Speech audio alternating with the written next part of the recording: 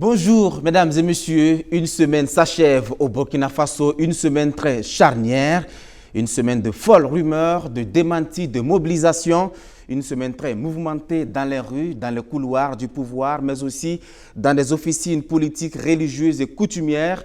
Depuis une semaine, le Burkina Faso a un nouveau dirigeant venu au pouvoir après avoir renversé Paul-Henri Sandaogo Damiba. Le capitaine Ibrahim Traoré a pris le pouvoir dans la foulée. Il reçoit une délégation de la CEDEAO sur fond de désapprobation de la rue. Il est également confirmé chef de l'État. La Constitution est rétablie. Elle est complétée par un acte fondamental. Et enfin, les assises nationales sont convoquées pour le vendredi prochain en vue de doter la transition d'une nouvelle charte. Tout cela en une semaine. Mesdames et messieurs, toute l'équipe est en place pour décrypter l'ensemble de ces étapes, mais aussi se projeter dans l'avenir. Avec moi sur le plateau, Blaise Kietga, il est journaliste et directeur de YAM Info. À côté de lui, Maître Apollinaire Kielem de Tambella, il est avocat. En face, donc, deux maîtres, il y a le journaliste Issaka Lengani. Puis, enfin, à ma gauche, Karim Diallo, il est juriste et administrateur civil. Merci à tous pour votre fidélité. Tout est donc allé vite dès la démission actée du président Paul-Henri Sandaogo Damiba. La Constitution dissoute dès les premières heures a été rétablie cette semaine, mais elle n'est plus l'unique texte fondamental qui régit le fonctionnement de l'État. Il y a désormais ce qu'on appelle acte fondamental qui émane du MPSR version 2. Alors, un nouvel acte fondamental pour compléter la Constitution. L'objectif est donc clair, Blaise Kietga. Ça vient en appui à la Constitution. Tout de suite, d'aucuns estiment qu'il y a de la contradiction. Oui, c'est vrai que les supputations vont bon train, mais ce qui est à noter, c'est qu'on est, comme vous l'avez dit, hein, c'est le MPSR qui a renversé le MPSR. On se rappelle, ça donne un peu de fortes similitudes avec ce qu'on a connu dans les années 80 avec le CSP1, CSP2.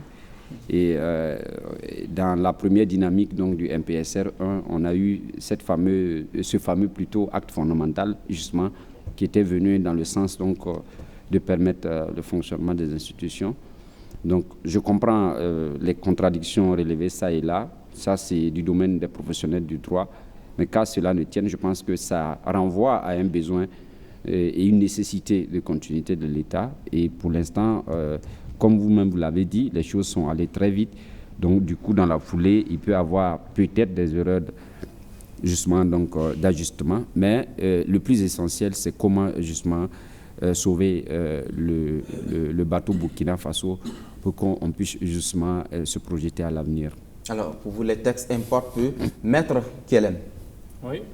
Alors, comment est-ce que vous avez vu passer ce document appelé acte fondamental du MPSR? Non, rien du tout.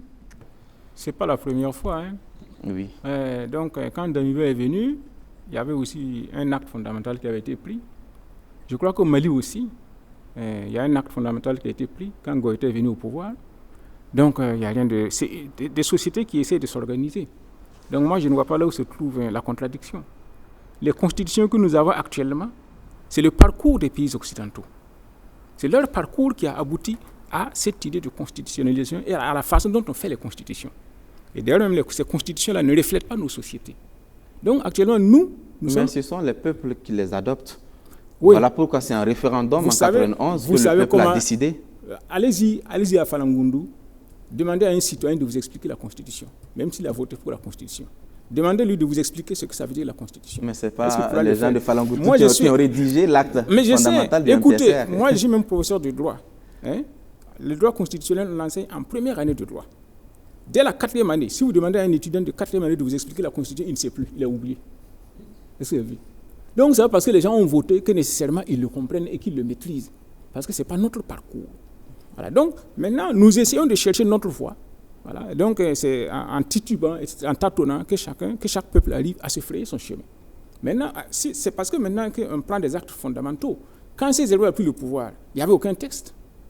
Il n'y avait ni constitution, ni acte fondamental. Donc, ils gouvernaient directement par ordonnance. Et qu'est-ce que cette gouvernance a donné? De bonnes choses. De très bonnes choses. Comme j'ai eu à l'expliquer, n'est-ce pas, les gens ne savent pas, mais l'université de Ouagadougou, ça a été créé en 1974, sous le Mizana. Mais le développement de l'université, c'est sous ces héros, c'est sous nous que l'université s'est développée. Et c'est sous ces héros, n'est-ce pas, qu'on a commencé à reconstruire des établissements secondaires dans les autres villes du Burkina Faso et à créer de nouveaux départements pour rapprocher l'administration de l'administré. Donc, mais il n'y avait même pas d'acte fondamental. Quand Sankara est venu au pouvoir, il n'y avait même pas d'acte fondamental. Donc, il gouvernait par ordonnance et par décret, par arrêté, etc. Il n'y avait rien comme référence, sauf le DOP. Est-ce que vous avez vu? Donc, c'est pour dire que c'est une évolution même par rapport au passé. Donc, chaque peuple essaie de se trouver sa voie. Peut-être que notre façon de voir va s'imposer à l'humanité et que les autres peuples nous suivront aussi en adoptant des actes fondamentaux. Donc, on n'est pas obligé, n'est-ce pas, de faire le mimétisme servile avec les autres peuples. Nous cherchons notre voie. Donc, actuellement, là, il se trouve que les pouvoirs se renversent de façon non démocratique. Donc, à travers ce scénario, les gouvernants essaient de trouver une autre voie, n'est-ce pas, pour gérer la société dans le droit qu'ils confectionnent. Alors, Diallo, cet acte fondamental a été assez critiqué. Beaucoup estiment qu'il y avait des contradictions à l'interne, qu'il y avait des fautes d'écriture, assez de coquilles. Qu'en pensez-vous? Merci bien. Je dois dire que dans l'ordonnancement juridique interne d'un État, la Constitution est la loi fondamentale. Donc c'est la loi mère de tous les autres actes juridiques qui sont pris par l'État, que ce soit les actes législatifs ou que ce soit les actes réglementaires. Et dans la Constitution, le mode de dévolution du pouvoir d'État est défini, les relations qui existent entre les pouvoirs publics sont définies, et voilà. Donc c'est vraiment la norme fondamentale. Il se trouve que lorsque vous faites un coup d'État, il est clair que le mode de dévolution traditionnel du pouvoir d'État par voie d'élection, il est clair que ce mode-là est désactivé. À partir du moment où c'est désactivé, c'est la première entorse à la Constitution. Maintenant, comment on fait pour réparer? C'est une gymnastique juridique. Lorsque vous prenez l'acte fondamental du MPSR 2, vous vous rendez compte qu'à l'article 11, il consacre une suprématie par rapport à la Constitution elle-même. Ça veut dire qu'en réalité, la Constitution qui a été suspendue puis qui a été rétablie, c'est une Constitution en fait ressuscitée et qui perd certaines de ses dispositions, notamment la disposition qui consacre la dévolution du pouvoir d'État par voie d'élection. Dès que vous faites un coup de force, c'est clair que ce n'est pas par voie d'élection que vous êtes arrivé. Mais là, finalement, quelle est la valeur finalement de la Constitution? Oui, non, la Constitution, dans un état de droit, en période normale, c'est la norme supérieure. Maintenant, lorsque vous faites un coup d'État, puisque la Constitution ne prévoit pas la prise du pouvoir par coup d'État, en fait, toute la difficulté vient de là. Maintenant, lorsque vous faites un coup d'État et que vous avez une légitimité populaire qui vous accompagne, vous êtes obligé maintenant de jouer à une gymnastique juridique pour voir comment limiter les dégâts. En réalité, c'est ça. Parce que lorsque vous prenez l'article 11 de l'acte fondamental, il dit clairement que la Constitution est rétablie en ces dispositions qui ne contrarient pas l'acte fondamental. Or, en droit, il est constant que lorsque deux normes juridiques sont en conflit, la norme qui l'emporte est automatiquement la norme supérieure. Voilà. Ça veut dire que si dans l'acte fondamental, il y a des dispositions qui contrarient la Constitution, c'est les dispositions de l'acte fondamental qui vont s'appliquer.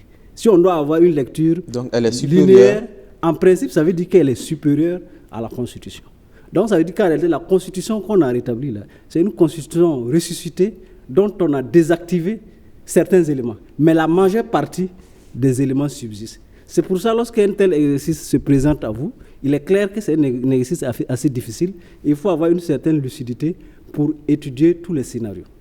Voilà. Le premier scénario que je vois qu'on aurait pu exploiter, c'est de prendre un acte fondamental, de faire une sorte de plagiat, c'est-à-dire reprendre, puisque la grande majorité des dispositions de la Constitution n'ont pas été désactivées. C'est seulement le mode de dévolution du pouvoir d'État, c'est seulement l'élection des députés donc, au suffrage universel. Ce sont ces aspects-là qui ont été désactivés. Tous les autres composantes de la Constitution par rapport au pouvoir judiciaire, par rapport aux libertés individuelles ou collectives, ces dispositions restent en l'état. Ça veut dire que vous pouvez prendre un acte fondamental, préciser les aspects spécifiques et reproduire la Constitution elle-même au niveau de votre acte fondamental. Ça vous met maintenant dans une situation où vous avez un seul acte fondamental. Vous n'avez pas à avoir des problèmes de contrariété. Ceci étant, en droit, il y a cette faculté-là de toujours corriger, de toujours régulariser. Puisque tel que c'est dit, l'acte fondamental va tomber dès que la charte de la transition entre en vigueur. Ça veut dire qu'il suffit seulement qu'on va aux assises, Si la charte de la transition est adoptée, on peut la faire rétroagir à la date même de la prise du coup d'État et ça peut régulariser un certain nombre de situations. Ce qu'il faut faire, de mon point de vue, c'est de limiter au maximum la prise des actes selon ce format qui existe. C'est-à-dire que chaque fois qu'on va prendre un acte, tous les actes qui peuvent attendre après l'adoption de la charte. C'est seulement les actes qui nécessitent donc la continuité de l'État, la continuité de l'administration. Ce sont ces actes qui peuvent être pris. Vous avez vu que le président de la République a pris une ordonnance pour dire au secrétaire, a pris une ordonnance pour dire que les secrétaires généraux, par exemple, des départements ministériels, sont ordonnateurs. Ça veut dire qu'ils peuvent engager des actes financiers qui étaient dévolus jusque-là au ministre. Donc, en fait, c'est une gymnastique, c'est une contorsion juridique, mais qui est inévitable, en raison du fait que le coup d'État lui-même, n'ayant pas été prévu par la Constitution. Est-ce que c'est une question bête? Est-ce qu'il faut prévoir le coup d'État dans la Constitution? Oui, justement, c'est ça la difficulté. Non, on ne peut pas justement prévoir le coup d'État dans la Constitution. Maintenant, lorsqu'ils arrivent, on essaie de les gérer au mieux pour limiter les dégâts. Donc, vous rejoignez alors Maître Kielem qui estime que les constitutions ne sont plus en phase avec nos réalités. Non, mais tant que la Constitution est en vigueur, c'est difficile de dire qu'elle n'est pas en phase, puisque vous savez que la Constitution est adoptée par le pouvoir constituant originaire, qui est le peuple. Voilà. Si le peuple estime que la Constitution ne répond plus à ses attentes, conformément au parallélisme des formes, c'est de convoquer encore une autre AG du peuple, et le peuple adopte une Constitution qui est conforme en fait, à ses attentes, parce qu'on n'impose pas une constitution à un peuple. Un peuple adopte une constitution pour prendre en charge les grands principes qui régissent le fonctionnement donc, des institutions républicaines. C'est pour dire qu'en réalité, les gens font des discussions en fait, dont l'effet n'est pas aussi grand que ça. Ce sont juste des contorsions juridiques qui sont légaux de mon point de vue. D'accord, mais est-ce que ces contorsions, Lengani, ces contorsions juridiques n'auront pas peut-être, on va dire, des conséquences plus tard? Oui, d'abord, je voudrais signaler à main de Tambela qu'il y a un principe fondamental de droit qui dit que nul n'est censé ignorer la loi. Donc, ça veut dire que la Constitution, mon pauvre ami de Falaguntu qui ne la connaîtrait pas, ce n'est pas le ressort de la Constitution, mais c'est des insuffisances à son propre niveau qu'il va falloir corriger. Mais je suis tout à fait d'accord que nos constitutions aujourd'hui ne reflètent pas forcément nos vécus quotidiens, ne reflètent pas forcément le type d'organisation, le mode de vie quotidien des populations, et qu'il faut travailler à les contextualiser, à faire en sorte que les normes qui sont valables ailleurs, si elles ne sont pas forcément reproduites ici, en tout cas puissent permettre à la société de fonctionner de manière harmonieuse. Je pense que la Constitution, son but, c'est ça. Et donc, je parie qu'on ne pourrait pas trouver au Burkina Faso ici une constitution qui pourrait rassembler tout le monde, c'est-à-dire les types d'organisation des Bissa, des Gourounsi, nos esclaves, et puis éventuellement des Yassé, ça va être très compliqué. Donc, contentons-nous de faire en sorte que la loi sur laquelle tout le monde doit travailler soit conforme. Sinon, l'avènement d'un coup d'État, c'est prévu par la Constitution. La Constitution prévoit que quand elle est violée, les citoyens se rebellent. Ça, c'est clairement dit. Je ne me rappelle plus l'article qui le dit, mais la Constitution est claire. Si l'État, si les forces publiques utilisent des moyens illégaux qui ne répondent pas à la Constitution, les citoyens ont le devoir de désobéissance, etc. Donc, tout est prévu. Mais maintenant, est-ce que les citoyens sont en mesure de mettre ça en œuvre? That is the question. Et évidemment, il s'avère que ce n'est pas possible, étant entendu que chez nous en Afrique, ici, particulièrement au Burkina Faso, c'est la calache, disons-nous la vérité, qui fait le droit à un certain moment. Comme, vous savez, nous sommes champions en coup d'État. Il suffit que ça grince quelque part, vous trouverez des gens pour monter des militaires, ou en tout cas des militaires, pour estimer que l'ordre présent ne correspond pas à ce qu'ils veulent, pour faire intervenir la force et puis changer l'ordre des choses. Mais comme on le sait aussi, partout ailleurs, on peut tout faire avec une baïonnette sans s'asseoir dessus. Donc finalement, ces pouvoirs militaires-là qui arrivent sont oubliés de repartir eux-mêmes par d'autres pouvoirs militaires, généralement. Même si, entre-temps, il y a des simulacres d'élections qui permettent de mettre en place des pouvoirs que l'on dit légitimes et légaux avec une constitution, mais qui en réalité sont soit influencés par le pouvoir précédent qui les a mis en place, soit en tout cas très rapidement se trouvent confrontés avec les aspirations des populations. Mais cela dit, par rapport à la situation actuelle, ce que je peux dire, c'est que je suis d'avis avec M. Diallo pour dire qu'il faut que nos militaires qui sont au pouvoir commence à intégrer le fait que le droit, ce n'est pas en l'air. Le droit s'appuie sur des réalités. Et moi, je verrais bien une charte ou une loi fondamentale qui reprend textuellement la Constitution en ces articles qui sont en faveur de ce que veulent ceux qui sont arrivés au pouvoir. Et qui biffent, là où ça ne les plaît pas, là, ils biffent ça. Et là, on est, en ce moment-là, on a un seul acte, une seule loi fondamentale. Exactement. Sinon, la Constitution qui est là, qui est violée, qui est vraiment réduite à sa plus cette expression, c'est ridicule. Et je crois qu'on gagnerait, nos poursuites de demain gagneraient à tirer leçon de ça. Et on ne va pas souhaiter notre putsch mais au Burkina Faso, dit Sakalengani. Ce n'est pas une affaire de souhait, c'est une affaire de réalité. Ce peuple-là vit comme ça. C'est vrai qu'il y a un sondage du CGD qui révèle que plus de la majorité des populations sont favorables au coup d'État. Oui, c'est une réalité parce que nous sommes, comme l'a dit justement le capitaine Traoré, tout est urgent dans ce pays. Tout est tellement urgent que les gens, même pour la réalisation de leurs propres intérêts personnels, mettent place cela dans le sens de l'urgence. Et forcément, quand tout est urgent, il y a des blocages quelquefois qui interviennent. Et pour les passer, il faut la force physique, la force par tous les moyens pour permettre de faire. Bon, pour terminer sur ce point, je dirais que effectivement, nous avons intérêt à faire en sorte que les mots aient un sens. C'est-à-dire, si on dit la Constitution, c'est la norme supérieure, elle doit être la norme supérieure, elle ne doit pas être en fait biffée par-ci, par-là, non. Et moi, je pense que les poursuites dorénavant gagneraient à faire en sorte qu'effectivement, il y ait un acte qui permette effectivement de fonctionner. Parce que si un coup d'État intervient, ça veut dire qu'il y a une situation qui est là. C'est une situation de fait. Et je me rappelle même, Maître de Tambela l'a dit une fois ici, si j'ai bonne mémoire, à savoir qu'en fait, le droit, c'est le rapport des forces aussi. C'est le fait qui est là posé. Le gars dit qu'il est président du Faso. Qu'est-ce que vous avez comme moyen pour dire qu'il n'est pas président du Faso, étant entendu qu'il exerce la plénitude de la fonction pour laquelle il dit qu'il est. Bon, donc c'est un peu ça aussi. Merci.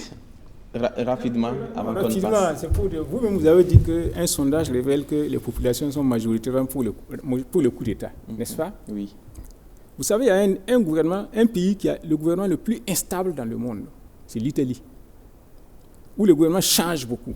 Mais il n'y a jamais eu de coup d'État. Il n'y a jamais eu de coup d'État. Pourquoi?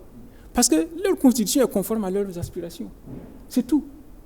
Pourquoi le Moro n'a pas gouverné ici sans coup d'État? Parce que les règles qui régissent le royaume Mouara sont acceptées par la population. Ici, les règles qui nous gouvernent, notre constitution là, même si on dit qu'elle est votée par la population, ils ne comprennent pas, ça ne correspond pas à leur façon. Ça ne reflète pas du tout ça ne reflète pas leur réalité. Donc quand ça ne reflète pas, quand ça ne va pas, on chasse et ça ne dit rien à personne. C'est tout. Donc attendez que je termine. Donc c'est pour vous dire que les constitutions que nous adoptons ici là, c'est des formalités pour plaire, n'est-ce pas, au démocratisme occidental. Maintenant, quand on dit qu'il est difficile de trouver une constitution qui convienne à toutes les ethnies du Burkina Faso, etc., il y a des normes fondamentales. Il y a ce qu'on appelle, ceux qui ont fait les mathématiques modernes savent ce qu'on appelle le plus petit dénominateur commun. Voilà. On peut trouver des dénominateurs communs à toutes les ethnies qui sont ici. La preuve est que nous vivions ensemble avant la colonisation. Et si le Burkina Faso a été créé en 1919 en fonction de ces frontières-là, c'est en tenant compte de l'homogénéité sociale et sociologique qui existait. Nous pouvons trouver des dénominateurs communs et en faire des lois fondamentales. Quitte maintenant à faire, n'est-ce pas, des systèmes conformes à certaines régions données, comme en France, n'est-ce pas, en Alsace-Lorraine, il y a des législations spécifiques à l'Alsace-Lorraine, il y a des législations spécifiques à la Corse, etc. C'est-à-dire, il faut imaginer, il faut oser inventer l'avenir. Il y a nécessité de refonder. Voilà. Alors, je voulais juste rebondir pour dire en 30 secondes, en rapidement. fait, ce n'est pas le paysan de Falagontou qui fait le coup d'État. C'est ça la réalité. Ceux qui font le coup d'État, c'est ceux qui savent ce que c'est que la Constitution. Donc, le problème ne se pose pas au niveau du débat. Mais je suis d'accord. Oui, mais ça réussit parce qu'ils ont les armes. Ça réussit parce qu'ils ont les armes. Nécessairement. Indéputablement. Il va finir d'abord. Et ensuite, ce que je voulais dire, effectivement, nous avons intérêt à trouver des voies qui nous sont propres, qui nous permettent de vivre effectivement nos réalités.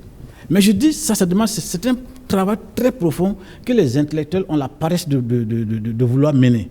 Parce que sinon, Maître de Tambela qui est c'est pas tous les intellectuels, parce qu'il y a des travaux qui sont produits, il y a des réflexions qui sont produites. Oui, mais effectivement, mais c'est qu'il n'y a pas une mise en commun effective qui permet à une masse critique d'intellectuels de porter le projet. Parce que c'est ça aussi la vérité. Si chacun est là avec sa petite manière de voir les choses, on ne va jamais aboutir à quelque chose. Mais bon, c'est possible effectivement de travailler à ça. C'est sûr qu'on n'aura pas une constitution parfaite, mais qu'elle sera peut-être mieux adaptée à nos conditions de vie quotidiennes. Oui, merci. Vous m'avez prouvé. Non, ce n'est pas nécessaire parce que ce sont des armes qui réussissent le coup d'État. Quand le général Salan a tenté son coup d'État en Algérie en 1962, pourquoi ça n'a pas marché? Dès que le général de Gaulle a fait sa déclaration, mais les gens ont fait barrage. Ça n'a pas marché. Parce que les gens comprenaient leur système de fonctionnement. Donc les coups d'État réussissent ici, non pas parce qu'ils ont les armes, mais parce qu'il n'y a personne pour défendre. Les gens ne s'y reconnaissent pas. Prenez toutes les armes du Burkina Faso, faites un coup d'État au Mogo-Naba. Vous allez voir. Vous allez voir. Pourtant, il y a eu un coup d'État qui a réussi au Mogo-Naba. Il y a eu même deux coups d'État. Dans l'Empire Mossi. Non, ne confondons pas. Motiba a pris le pouvoir ici. Écoutez, on va pas avec l'accord du conseil des notables. C'est tout. Oui, mais c'est pas un coup d'État. C'est pas un coup d'État. D'accord. Merci beaucoup. Merci. Même chez moi, au coup d'État, ça s'est passé. On va évoluer. Alors, ce acte fondamental devrait être dissous dès l'adoption d'une charte de la transition, et ce sont les assises nationales qui sont chargées d'adopter donc cette boussole de la transition. Les forces vives ont été convoquées pour le vendredi et le samedi prochain à Ouagadougou. Alors, les choses sont allées très vite. En une semaine, on convoque déjà des assises pour la semaine prochaine. Visiblement, le capitaine Ibrahim Traoré veut vraiment y aller vite. Oui, aller vite, parce que justement, quand vous connaissez les réalités des Burkinabés, surtout des masses populaires, des gens qui vivent dans les campagnes aujourd'hui, qui n'ont plus la capacité de cultiver, qui n'ont plus leur terre, justement pour mettre en valeur, et il va sans dire qu'il y a effectivement de l'urgence. Et comme on l'a toujours dit, le diagnostic, il est là. Et l'élite néocoloniale ne comprend pas les aspirations profondes des masses. Parce qu'on utilise à chaque fois les instruments de transformation de la réalité sociale des populations et on fait du copinage, on est dans le clanisme. Quand vous regardez le Burkina Faso de 1983 à nos jours, on connaît tous les acteurs, on peut même les lister. On connaît les clans. En 2015, le professeur Laurent Bado a dit: il faut que le CDP et le MPP se réconcilient. Sinon, les vivants d'aujourd'hui et les morts d'aujourd'hui seront plus heureux que les vivants de demain. Il a dit au Faso.net. Quand il a dit ça, j'ai comme l'impression que les gens n'ont pas compris ce qu'il a voulu dire. Parce qu'on est dans une situation où on a des acteurs qui ont mis en place un système politique, un système de gouvernance qui ne répondent même plus aux aspirations des peuples. Et quand l'insurrection est venue, si vous avez remarqué, on a rejeté, non pas des individus, on a rejeté un système de fonctionnement qui ne permet plus aux populations de pouvoir se sentir là-dedans. Mais les gens ont mal fait l'interprétation. Alors, maintenant, ce qui se passe, c'est quoi? Dans la réalité, vous voyez, les gens ont repris leur bâton de pèlerin. Hervé Dapa a fait son reportage, la danse des sorciers. Je souhaite qu'il fasse cette fois-ci la danse des charognards. Parce que les gens courent à gauche et à droite pour les assises, pour machin.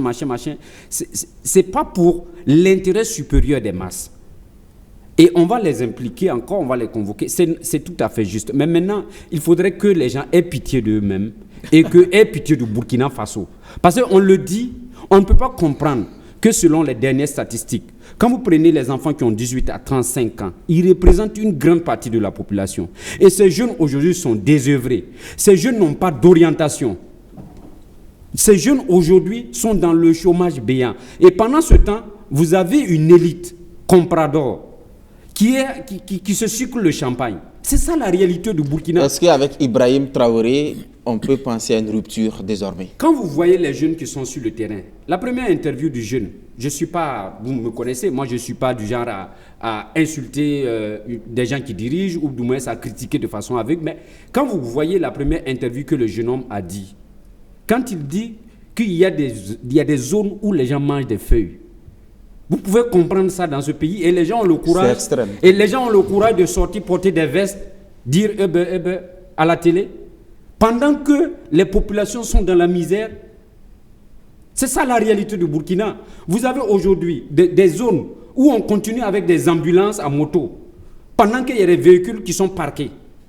On peut transformer ces véhicules en ambulances. Aujourd'hui, vous avez des zones où on peut réaliser des barrages en urgence, permettre et mettre la jeunesse au travail. D'accord, on a compris. Les défis sont nombreux. Les défis sont nombreux, il y a de l'urgence et il faudrait que cette élite-là, elle comprenne, quand vous mettez en place un système et puis le système est injecté de lui-même, ça montre que le système ne correspond plus. Quand moi je dis que le système est virusé là, ils n'ont qu'à comprendre ça. On connaît tous les acteurs et les maîtres de Tambela sont là pour, on les connaît. On connaît aussi les organisations qui sont là et qui, à chaque fois qu'il y a des gouvernants qui viennent, on est là, on tripote en bas, bon, on va les faire tomber quand, etc. etc. Donc, la nouvelle jeunesse là, elle veut avancer, elle veut vivre. Vous avez vécu, vous avez occupé des postes à 26 ans, à 25 ans. Aujourd'hui, jusqu'à 50 ans, on t'appelle toujours jeune au Burkina Faso. Ça, c'est l'expression d'une jeunesse qui veut aussi participer au développement de son pays, mais malheureusement, qui n'a pas les moyens de participer justement au développement de ce pays. D'accord. Merci beaucoup, Blaise Keïta. Alors, maître, les assises vont se tenir à partir du vendredi, samedi. On parle d'assises nationales, on parle donc de force vive. Finalement, qui est force vive? Tout le monde est force vive. Hein? Même les personnes âgées sont des forces vives, puisqu'ils éliminent la société de leur sagesse. Voilà. Donc tout le monde est force vive. Donc ça dépend maintenant de ce qu'on veut faire. Mais il faut dire que ces assises-là, bon, malheureusement, nous sommes, n'est-ce pas, dans un système international avec ces lois. Et comme le président Ibrahim Traoré a dit que les accords internationaux seront respectés, donc on est obligé de faire comme tout le monde et puis essayer de plaire aux gens. Sinon, moi, je ne vois pas l'intérêt de ces assises-là. Selon moi, le président Traoré devrait gouverner par ordonnance. Et on allait aller très, très vite. Maintenant, le problème, c'est quoi? Ces assises-là, à la limite, on peut les accepter. Mais qui fera partie de ces assises? Question. C'est ça. Le résultat dépendra de Comment identifier ces forces Voilà, vives? c'est ça le problème. L'essentiel réside dans ça. Or, vous savez qu'il y a des gens qui grenouillent. Les politiciens, les OSC, etc., qui vont battre le tam-tam, n'est-ce pas, pour faire partie de ça et entrer. Et puis, mais les politiciens aussi font partie des forces vives. Oui, mais le jeu démocratique, c'est leur rôle. C'est pas l'essentiel. Les politiciens sont des gens qui utilisent les forces vives à leur profit. Ça, il faut être clair. Ce sont des gens qui utilisent les autres.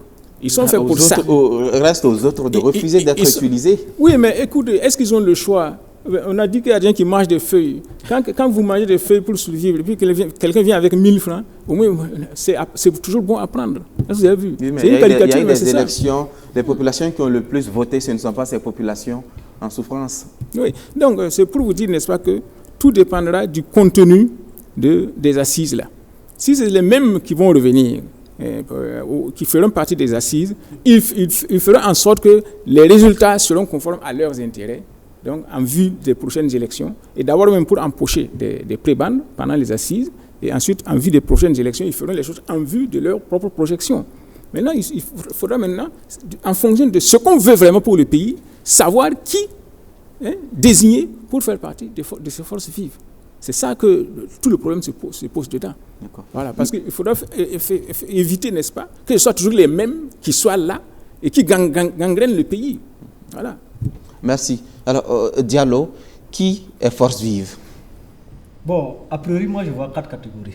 La première catégorie, bien sûr, ce sont les syndicats et les organisations de défense des droits de l'homme. La deuxième catégorie, ce sont les partis politiques. La troisième catégorie, ce sont les corps de métier. Et enfin, la quatrième catégorie, ce sont les OSC et les associations de droit commun. Voilà. Ça, c'est la répartition classique. Ça, c'est la répartition classique. Est-ce qu'on ne risque pas d'aboutir au même résultat qui a amené à la destitution de Damiba? Oui, mais à partir du moment où ce sont les différentes catégories donc, sociales du Burkina Faso, on est obligé d'aller sur ce schéma. Maintenant, tout reste à voir quel est le contenu commun, quels sont les acteurs qu'on retient à l'intérieur de chaque groupe. Parce que ça aussi, c'est essentiel. Ce n'est pas les catégories qui posent le problème, ce sont ceux qui représentent les catégories de ces assises qui posent problème. Vous savez que le Burkina Faso aujourd'hui est exactement à l'image d'un malade sous assistance respiratoire. Donc, quand vous atteignez un tel état de délabrement, de vétusté de votre pays, chaque heure qui passe, c'est une heure de perdu et qui va contre donc vos intérêts. Donc il faut aller rapidement, il faut aller très vite. Ceci étant dit, à partir du moment où on avait fait des assises et on a vu ce à quoi ça conduit, il faut maintenant qu'on fait quand même le bilan pour voir qu'est-ce qui n'a pas marché, voilà, pour qu'on corrige, pour qu'on ne reproduise pas encore les mêmes erreurs au niveau des assises nationales. Donc avant de convoquer ces assises, il aurait fallu qu'on tire d'abord toutes les conséquences. Oui, sinon on risque on peut reproduire encore le même schéma et puis on se retrouve dans des problèmes. Parce qu'aujourd'hui, on peut essayer de voir qu'est-ce qui a fait que Damiba, qu'est-ce qui a fait finalement que ça n'a pas marché. Parce que si on fait ce bilan et on relève les insuffisances, ceux qui viennent d'arriver peuvent utiliser ces insuffisances-là pour améliorer leur action au profit des Burkinabés. Voilà. En matière de gestion d'un pays, il n'y a pas à dire qu'un tel est fort. Non. Chacun a ses points forts et ses points faibles. L'essentiel, c'est de privilégier l'intérêt général, c'est de prendre en compte les manquements qui avaient été constatés et de les améliorer. Quand je regarde le postulat, le schéma, il faut qu'au niveau des assises nationales, que ceux qui représentent donc les différentes catégories aient quand même un minimum de maîtrise des leviers de l'action publique. Pour que les organes qui seront issus donc de ces assises nationales-là ne fassent pas l'objet de contradictions par la suite. Vous avez vu que sous Damiba, le COST avait été acté pendant les assises nationales. Et on a trouvé des gens après pour contester la pertinence même de l'existence du COST. Il faut que cette fois-ci, je pense, s'assurer que tous les organes qui seront arrêtés au niveau des assises nationales ne puissent pas faire l'objet de contestation par la suite. Si on estime qu'une institution est inutile, c'est au niveau des assises nationales déjà qu'il faut arrêter le processus. Voilà. Ne pas le prendre en compte. Voilà. Et moi, j'ai vraiment un schéma assez clair. Je ne sais pas si vous allez venir par rapport au contenu des organes qui feront l'objet des assises nationales. Parce qu'en réalité, la présidence du FASO, là, ce n'est pas que je suis soutien de quelqu'un ou pas, parce que je ne connais personne. Damiba, on pensait que j'étais son soutien, mais je ne le connais pas. Je ne connais aucun qui est autour de lui. Moi, je parle, c'est les intérêts du Burkina Faso que je regarde. Voilà. À partir du moment où il a fait son coup d'État, on peut même un mariage, on ne peut pas le célébrer par procuration. A fortiori, la gestion d'un pouvoir d'État. Compte tenu de l'urgence, je ne vois pas comment, sur quels critères on va désigner quelqu'un, encore qu'il soit civil ou autre militaire, et lui, le capitaine Traoré, il va être où? Moi, je pense qu'il a pris la patate chaude, il va gérer la patate chaude. Parce que déjà, je constate qu'au niveau des masses, quand on regarde un peu la configuration, il a apparemment une bonne confiance de la part de la jeunesse. D'accord, on va y revenir. On va y revenir. Okay. On va donner la parole à Lengani. Alors, Lengani, Maître le disait tout à l'heure, pour lui, il est totalement inutile d'aller encore à des assises, c'est folklorique, c'est beaucoup de rencontres en un point finir. Pour lui, le capitaine Ibrahim Traoré doit aller droit au but. Voilà. Est-ce que vous pensez qu'il faut faire l'économie de ces assises? Oui et non. Oui et non. Dans un sentiment premier, je suis tout à fait d'accord avec lui qu'on est dans une situation, une configuration d'un coup d'État qui n'a pas demandé l'avis de qui que ce soit. Moi, peut-être que si Ibrahim Traoré a demandé mon avis, j'allais dire que je ne suis pas d'accord. Donc il n'y a pas de raison qui m'invite à venir lui dire ce qu'il doit faire. Il sait pourquoi il a fait son coup d'État, il sait quelles sont ses aspirations, qu'est-ce qui l'anime. Il a une vision du Burkina qu'il veut de demain. Il a réussi à s'imposer par les armes et par la rue. Bon. Et donc c'est à lui de nous conduire vers là où il veut aller. Et ceux qui sont d'accord vont le suivre, vont travailler avec lui pour atteindre cet objectif-là. Mais sauf qu'il dit qu'il n'est pas intéressé par le pouvoir. Justement, c'est ça justement, c'est à ce niveau que je dis que je diverge avec M. Tambela. Et puis c'est lui-même, il dit qu'il n'est pas intéressé. Bon. Et là, vraiment, je ne peux pas poser la question qui me brûle sur les lèvres. Vous savez pourquoi? Donc, il n'est pas intéressé parce que nous ne sommes pas dans un état de droit. Je ne peux pas dire ce que je pense à l'instant T quand il dit qu'il n'est pas intéressé par la chose, par la présidence. Et je dis que si je prends la situation de manière empirique, claire, il y a deux gagnants. Il y a la rue, il y a les armes. S'il y a des assises, moi je pense que si le capitaine Traoré veut aller là où il veut aller en toute sérénité, par rapport à ses propres convictions, à ses propres moyens, c'est de réunir ces deux-là. Force vive ou quoi là, moi je pense que ça c'est pour s'entuber inutilement. Il y a ceux qui l'ont porté au pouvoir par la rue, donc ils savent ce qu'il veut, qui sont dans la même dynamique que lui, et il y a l'armée qui est avec lui. Qui réunit ces deux corps-là, c'est ceux qui l'ont porté par la rue et l'armée, et qui fassent leur truc, qui nous sortent en tout cas, une charpente de la manière dont eux, ils voient la chose. Et nous verrons si cette chose-là, ça nous appartient, on va tous se battre pour cette chose-là. Et au cas contraire, on se battra pour autre chose. Et moi, je pense que là, les choses seront mieux organisées. Donc, force vive, avec des syndicats qui n'ont rien à voir, qui ne sont pas comptables des actes de M. Ibrahim Diarra et Traoré, avec d'autres corps, etc., qui n'ont pas eu d'avis à donner sur la rupture de l'ordre qui était en cours, etc. Bon, moi, je pense que c'est pour amuser la galerie, comme le dit le maire de Tambela. Et donc, moi, ceux qui l'ont soutenu, là, ils n'ont qu'à les prendre, ils n'ont qu'à nous sortir des moyens pour... Et je voudrais quand même revenir sur un petit truc. Rapidement, en 30 secondes, ça va pas plaire beaucoup à maire de Tambela. Si Blaise Compaoré a fait 27 ans au pouvoir, ce n'est pas au hasard.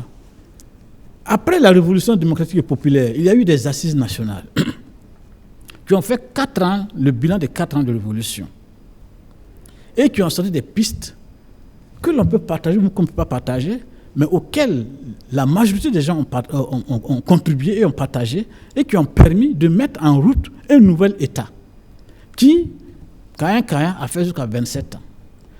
Si aujourd'hui, Ibrahim réussit à nous sortir un truc de ce genre-là, qui lui permet de rester 27 ans au pouvoir, moi, alhamdoulilah.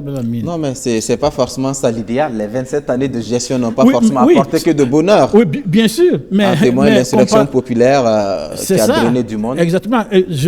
Non, attendez, s'il vous plaît. Vous ne pouvez pas me couper la parole sur... Bon, rapidement, allez-y au bout de votre argumentation, en 10 secondes. Bon, si on veut ce que vous appelez coup d'insurrection populaire, moi, je vous dis, mais c'était un vulgaire coup d'État. D'accord, on ne va pas refaire l'histoire de l'insurrection. Oui, allez-y rapidement au bout de vos idées. Donc, ce disant, 27 ans, c'était interrompu parce que le peuple a estimé, en tout cas, des gens ont estimé que ça ne correspondait plus aux réalités de Burkina Faso. On a changé et depuis lors, on a eu effectivement une succession de coups d'État. On a eu, comment vous appelez ça, le terrorisme qui est devenu endémique, etc. Est-ce que c'est mieux que 27 ans à chacun de choisir? D'accord. Merci. Rapidement. Par exemple, Diallo a cité les différents corps, mais il a oublié l'essentiel. Parce que les corps qu'il lui a cités là, ils ne font pas 20% de la population. Les paysans et les éleveurs sont où dans ce qu'il a cité? C'est ça qu'il a cité, les catégories. Oui, il a cité les catégories, mais il a oublié le corps de métier. Il a oublié les catégories des paysans. Et les trucs font partie des OSC et des... Oui, mais même les organisations paysannes là. Les coopératives d'agriculture. Attendez, les organisations paysannes dont vous parlez là, c'est ceux qui regroupent les cotonculteurs. C'est ça. Les produits de rente. La majorité des paysans ne font pas partie de ça. Non. Et les éleveurs non plus. Donc c'est pour dire que si les éleveurs sont membres de la Confédération paysanne du Faso. C'est-à-dire que si c'est virusé, on aboutirait, n'est-ce pas, à un chapeautement irrégulier comme on le voit d'habitude. Sur ce plan, je partage un peu l'idée de Lengani qui dit que la rue, par exemple, si les forces vives qui vont se réunir là, ceux qui marchaient dans la rue là, ça m'étonnerait qu'ils aient leurs représentants dans les forces vives là. Voilà. Donc ça veut dire qu'on ne pourra pas représenter la réalité du terrain. Ensuite, pour terminer avec Lengani, les 27 ans de pouvoir de Blaise Compaoré, c'est à cause du RSP. C'était un régime militariste et militarisé. C'est le RSP qui maintenait Blaise Compaoré au pouvoir. Sinon, même en 2011, il serait parti. Les troubles qu'il y a eu ici en 2011, là, sans le RSP, Blaise Compaoré partait. D'accord. Donc, il ne faut pas essayer de nous faire comme ça. Non, il n'a qu'à faire la même chose. Merci beaucoup. Il n'a qu'à faire la même chose. Moi, j'ai dit, Ibrahim n'a qu'à faire la même chose. Lengani, c'est bon, vous avez fini de parler. On va donner la parole maintenant. Voilà, vous savez, on a l'art de tourner autour du pot au Burkina Faso. En clair? En clair, là. Moi, si j'étais... j'avais un avis à donner. Vous voyez ces vieux du logiciel politique dont je parle. Vous connaissez mon logiciel politique, non? Ces vieux-là, il faut les réunir devant toutes les notabilités coutumières et religieuses qui vont les parler, qui vont leur dire la vérité. Les Burkinabés sont fatigués, c'est ça qui est la réalité. Mais en fait, ces vieux aussi ont leur place. Non, ça veut dire qu'on n'est pas, on n'est pas contre eux. On n'est pas contre eux. Mais quand vous regardez, dans la réalité, c'est quoi? Ils nous comprennent. Est-ce que vous connaissez le musareil? Le musareil n'entend pas sa propre odeur. Les gens même sont convaincus que même lorsqu'ils font des erreurs, ils sont convaincus qu'ils ne sont pas dans l'erreur. Parce que quand je dis que les Burkinabés sont fatigués, là, c'est la réalité. Les Burkinabés sont fatigués. Aujourd'hui, nous faisons face à une crise sécuritaire. Quand on parle de, on a qu'à se mettre ensemble, et puis on ne s'entend pas là. Je me rappelle, la Misana même, je crois que c'est au temps de la Misana, il a dit, la haute volonté a mal de ses fils. Et aujourd'hui, la réalité, on peut toujours... On connaît les acteurs politiques là. Lengani a parlé des gens qui sont dans l'ombre, qui complotent, machin. C'est qui? C'est ceux qui ont été... Même la violence là, c'est qui? On a connu les violences politiques là en quelle année? On a commencé à développer ça à quelle période? Ce sont les mêmes acteurs là. Non, et quand à l'époque on parlait des CDR brouettes, si vous voyez des gens aujourd'hui qui sont dans l'élitisme, qui s'en foutent pas mal de l'éleveur, de l'agriculteur, mais c'est les CDR brouettes qui ont créé des problèmes à Sankara là, aujourd'hui, qui ont été par la suite recrutés justement pour les satisfaire, parce que comment ça fonctionne? Quand vous venez, vous prenez le pouvoir là, c'est les aigris que vous allez prendre, et les aigris ce sont ceux qui sont souvent les acteurs de la contre-productivité. Et c'est ça la réalité du Burkina. Donc moi je pense qu'il faut appeler tous les acteurs politiques de ces 30 dernières années autour d'une table. Et les notabilités coutumières et religieuses qui sont censées être des gens qui sont dans l'impartialité, ils n'ont qu'à leur parler franchement. Il faut que les gens arrêtent les bagarres, parce qu'il y a une nouvelle génération qui est en train de venir, qui veut s'exprimer. Si vous ne comprenez pas le message, ça va être difficile. Même Moïse qui a conduit le peuple d'Israël vers Canaan, il n'est pas arrivé à Canaan. On a permis à Josué de continuer le chemin. Donc il faut que les acteurs politiques le comprennent. À un certain moment, ayons pitié de la veuve et de l'orphelin, parce qu'aujourd'hui, les Burkinabés en souffrent. Moi, j'étais en province il y a quelques jours. Quand vous arrivez, vous regardez des orphelins. Une vieille de 83 ans qui est obligée de gérer 8 orphelins. Et avant de boire le champagne, là, il faut penser à cette vieille. D'accord. Parce que cet enfant, il va devenir quoi dans le Burkina de demain? Pensez à ça. Vous avez géré le pays pendant des années, vous avez vos milliards, vous avez vos villas, vous avez vos parcelles, on est d'accord, mais les Burkinabés veulent avancer. Personne n'empêche les jeunes aujourd'hui de créer leur parti politique. Ce que vous oubliez, l'ordre qui a été installé là, c'est quoi? Cette oligarchie dont on en parle en longueur de journée, elle est caractérisée par quoi? Disons-nous la vérité. Les élections sont ouvertes. Il y a même des jeunes qui soutiennent. Nous sommes rentrés dans la démocratie libérale en 90 là. Vous oubliez ça? On nous a chanté les privatisations. On a privatisé combien de sociétés d'État aujourd'hui? Combien de gens sont des actionnaires dans ces sociétés? Et la réalité, c'est quoi? Si vous n'avez pas le pouvoir financier, cette démocratie libérale qu'on nous a donnée, la réalité, c'est quoi, Razak? La réalité, c'est que si vous n'avez pas l'argent, on a passé plus de 30 ans à détruire tout ce qui est valeur. Est-ce que vous voyez qu'on respecte des gens parce qu'ils ont de valeur? Le Burkina Faso est immensement riche de ses fils. Il y a des anciens fonctionnaires que je rencontre. Non, il y a des trucs que je rencontre qui sont là et qui ont la capacité d'apporter un plus au pays. D'accord, merci beaucoup. Une réaction de Lengani rapidement. Moi, je pense qu'il faut cadrer les choses. Il ne faut pas confondre révolution et révolte. La révolte, c'est quoi? On se lève un matin, on a bu son café de travers, on casse tout dans la maison et puis on est content. C'est ça la révolte. La révolution, c'est on se lève le matin, on constate l'état de sa maison, on fait un diagnostic, on voit comment améliorer. C'est ça la révolution. Vouloir dire aujourd'hui qu'il faut réunir les anciens d'un certain âge et leur dire débarrasser le plancher, moi je pense que c'est une vision trop simpliste de la situation. Parce que la situation du Burkina Faso, ça ne dépend pas des anciens. Ça dépend d'abord de ceux qui font ce Burkina-là. Et ceux qui font ce Burkina-là, vous le voulez ou vous ne voulez pas, c'est la jeunesse. Quand vous sortez, quelqu'un a pris l'exemple de la veuve qui nourrit 8 orphelins. Un tableau vraiment très saisissant. Et quand lui voit ça, lui pense aux vieux qui boivent le champagne. Il ne pense pas aux jeunes qui boivent le kiro-kiro, qui boivent parce que quoi? Au bar. Il ne pense pas à ça. Parce que ce n'est pas le vieux qui doit transformer la situation, c'est le jeune qui doit se transformer, pas sa conscientisation, pas sa prise de conscience de ces réalités-là et de voir comment transformer.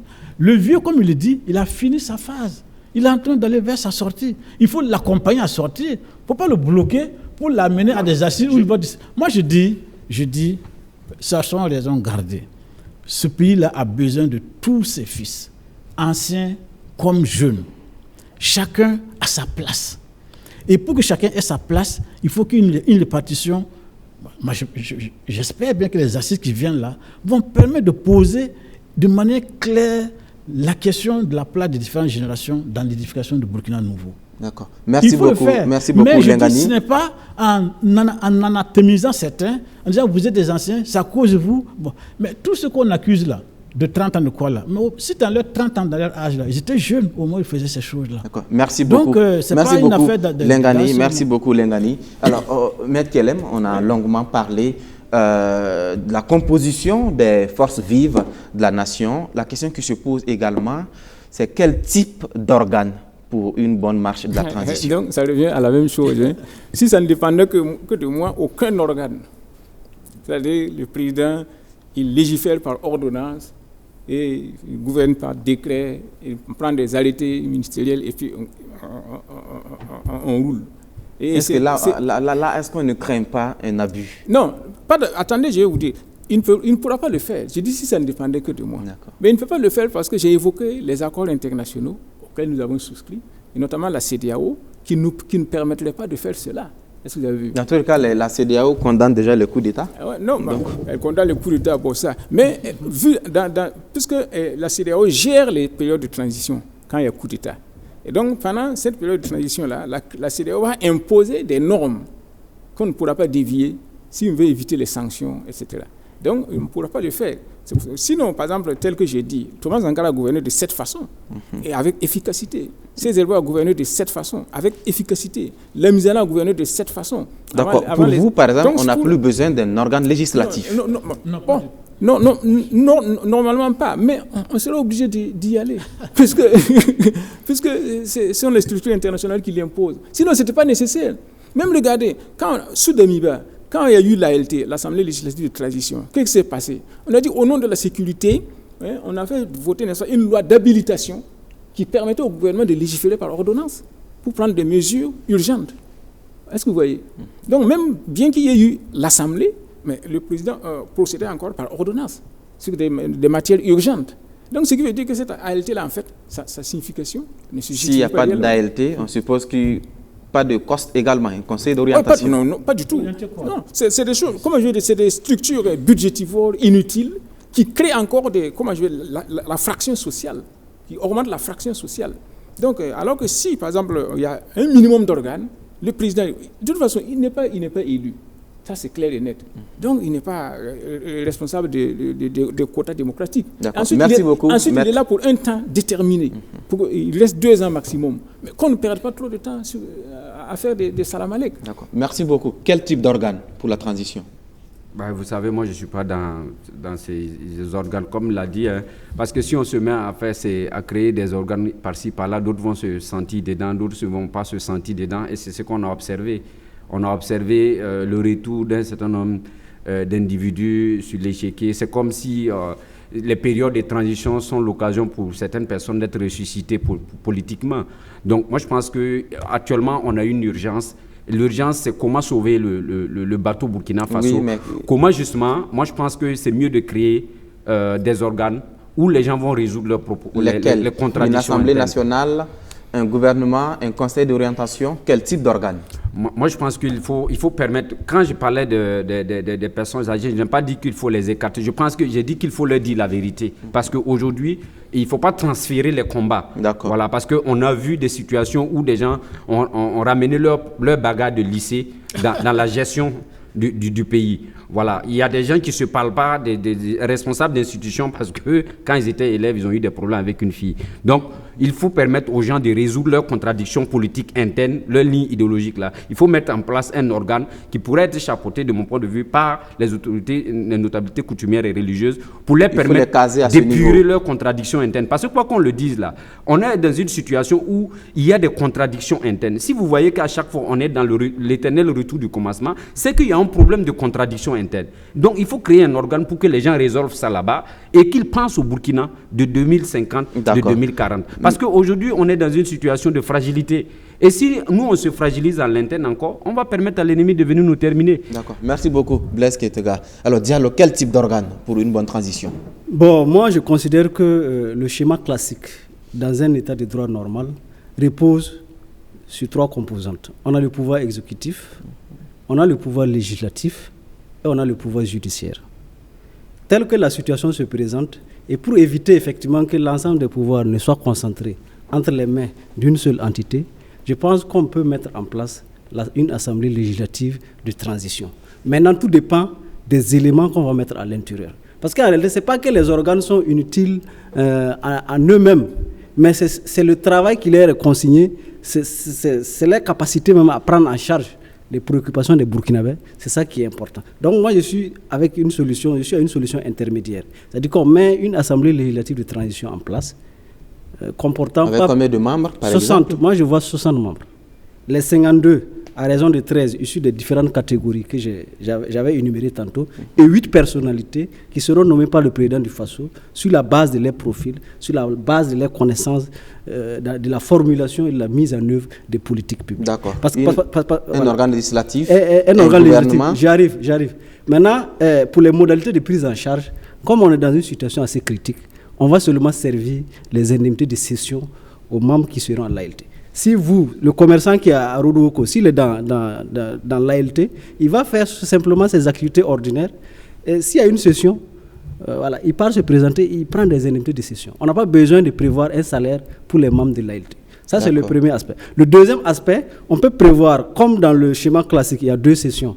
Session des lois et session budgétaire. Si on est dans un état normal, démocratique, on peut voir par semestre le nombre de jours de session limité au maximum pour qu'il n'y ait pas un gaspillage des ressources publiques. Parce qu'en réalité, la séparation des pouvoirs telle que Montesquieu l'a décrit, si elle est bien faite, elle peut être bénéfique. Pourquoi?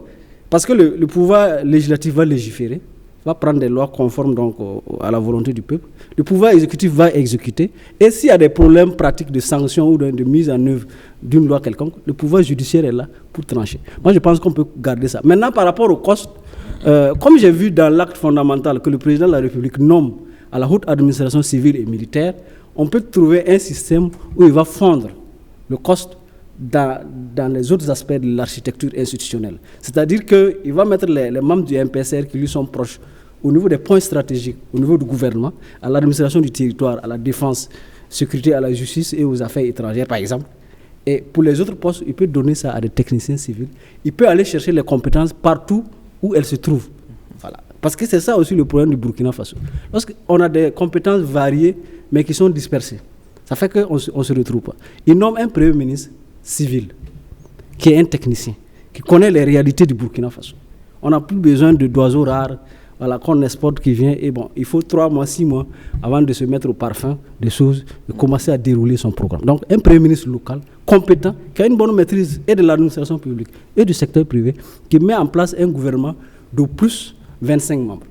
D'accord. Et c'est pas fini, on s'arrange. Allez-y rapidement, s'il vous plaît. On s'arrange pour que les dénominations des ministères là, ne soient pas touchées, pour qu'il n'y ait pas de fusion ou bien de scission. Parce que lorsqu'il y a une fusion ou scission, vous mettez 6 mois. Parce que tous les organigrammes des départements ministériels, il faut les changer. Et ça ne peut pas nous permettre d'aller loin. Voilà. Donc, c'est ce que je voulais dire. Et l'Assemblée législative de transition, il peut prévoir certains membres du COS qu'il va aller loger là-bas. C'est-à-dire que c'est une fusion. Maintenant, s'il estime que ceux qui avaient été nommés, il peut encore bénéficier de sa confiance, il peut les reconduire, il peut modifier la liste. Ça, c'est vraiment selon son pouvoir de discrétion. Mais lui, il garde la présidence de la République. D'accord. Merci beaucoup, au dialogue. Lengani, quel type d'organe? Quel type d'organe? Vraiment, c'est compliqué. C'est compliqué, pourquoi? Parce que ça peut aller dans tous les sens. Mais pour me concentrer, je dirais que si je me mets dans la logique de ceux qui ont fait le coup d'État du 30 septembre, ils ont dit qu'ils sont du MPSR. Donc, s'ils sont du MPSR, ça veut dire qu'ils sont comptables du MPSR 1.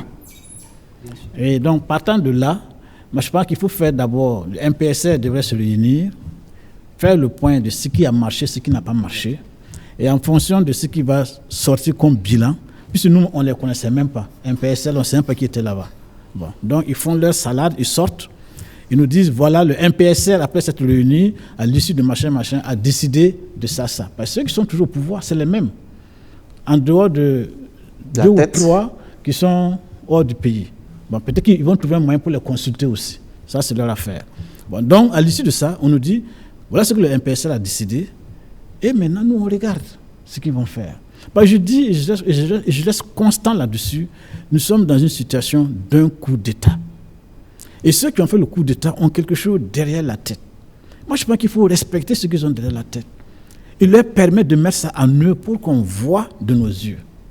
et qu'on assiste, qu'on participe ou qu'on assiste ou qu'on soit contre. Parce que ça, c'est évident. Et je dis à ce niveau, les histoires, même s'ils peuvent garder l'ALT, ils peuvent garder le gouvernement, pourquoi ne pas, si c'était comme nous l'avions fait à l'époque, quand nous avons fait le bilan des 4 années de révolution, mais on a gardé les mêmes organes en changeant les hommes et en changeant certaines méthodes de travail. Le capitaine trouve que tout est urgent. Mais effectivement, il faut mettre des gens capables de conduire à l'urgence. Moi, je pense que c'est ce que le Burkina Faso va retenir de ce monsieur-là aujourd'hui, c'est tout est urgent. Si tout est urgent, mais il faut qu'il trouve des hommes qui sont capables d'aller à son rythme. Et ça, on n'a pas besoin d'ALT, de quoi, comme l'a dit M. de Tambela. Et moi, je pense que c'est par ordonnance. Il prend les pouvoirs en fonction avec les gens qui sont autour de lui. Il travaille. Il n'a même pas 2 ans. Il a 1 an en réalité. Parce que si on doit commencer à mettre en place les organes pour les élections, etc., mais ça veut dire que pour gouverner ce pays-là, et tout le monde sait que le véritable problème aujourd'hui, c'est quoi? On a tendance à l'oublier aujourd'hui, depuis que Sandaogo n'est plus là, que la principale question au Burkina aussi, aujourd'hui, c'est la sécurité. C'est ça le vrai problème. Merci beaucoup, et donc, si on peut aller urgemment sur ce sujet-là, ce serait vraiment très bien pour nous tous. D'accord. Diallo, vous voulez réagir en 15 secondes? Ok, c'est un seul aspect que je voulais souligner, c'est par rapport au COTN, le commandement des opérations du Théâtre National. Parce que je vous avais dit qu'au début, il faut faire l'inventaire déjà de ce qu'on a fait avec Damiba pour élever les insuffisances et puis les corriger. Quand on prenait le COTN dans l'architecture institutionnelle de l'armée, on se rend compte qu'il n'y a pas de liaison fonctionnelle et organique. Il va falloir se décider pour rattacher le COTN, qui est une structure opérationnelle, soit à l'état-major général des armées. Le chef d'état-major général des armées peut être en même temps commandant des opérations du théâtre, ou bien le chef d'état-major général adjoint. Pour greffer, parce qu'en droit du développement institutionnel, si vous créez une structure au sein d'un dispositif institutionnel et qu'il n'y a pas de liaison fonctionnelle et organique, le fonctionnement devient difficile. Voilà, le fonctionnement devient difficile parce qu'on ne sait pas exactement les autres acteurs qui sont externes, qu'est-ce qu'ils font comme travail. Oui, justement, au Mali ils ont essayé de répartir un peu le théâtre national, le commandement du théâtre national. C'est en fonction de leurs opérations, quel est Tigui, Maliko, etc. Et tout ça, ça relève de l'état-major. D'accord, merci beaucoup. Maître, pour terminer. Oui, pour terminer, je dirais qu'il serait mieux de constitutionnaliser le MPSR. Par exemple, la dernière fois, dans la dernière monture sous Damiba, on ne parlait plus du MPSR. Pourtant, il existait toujours, en fait, mais non en droit. Voilà. Moi, je pense qu'il serait mieux, n'est-ce pas, de reconnaître le MPSR. Là, éventuellement, même si le président Traoré ne veut pas être président, il peut rester le président du MPSR, qui sera le moteur de l'État.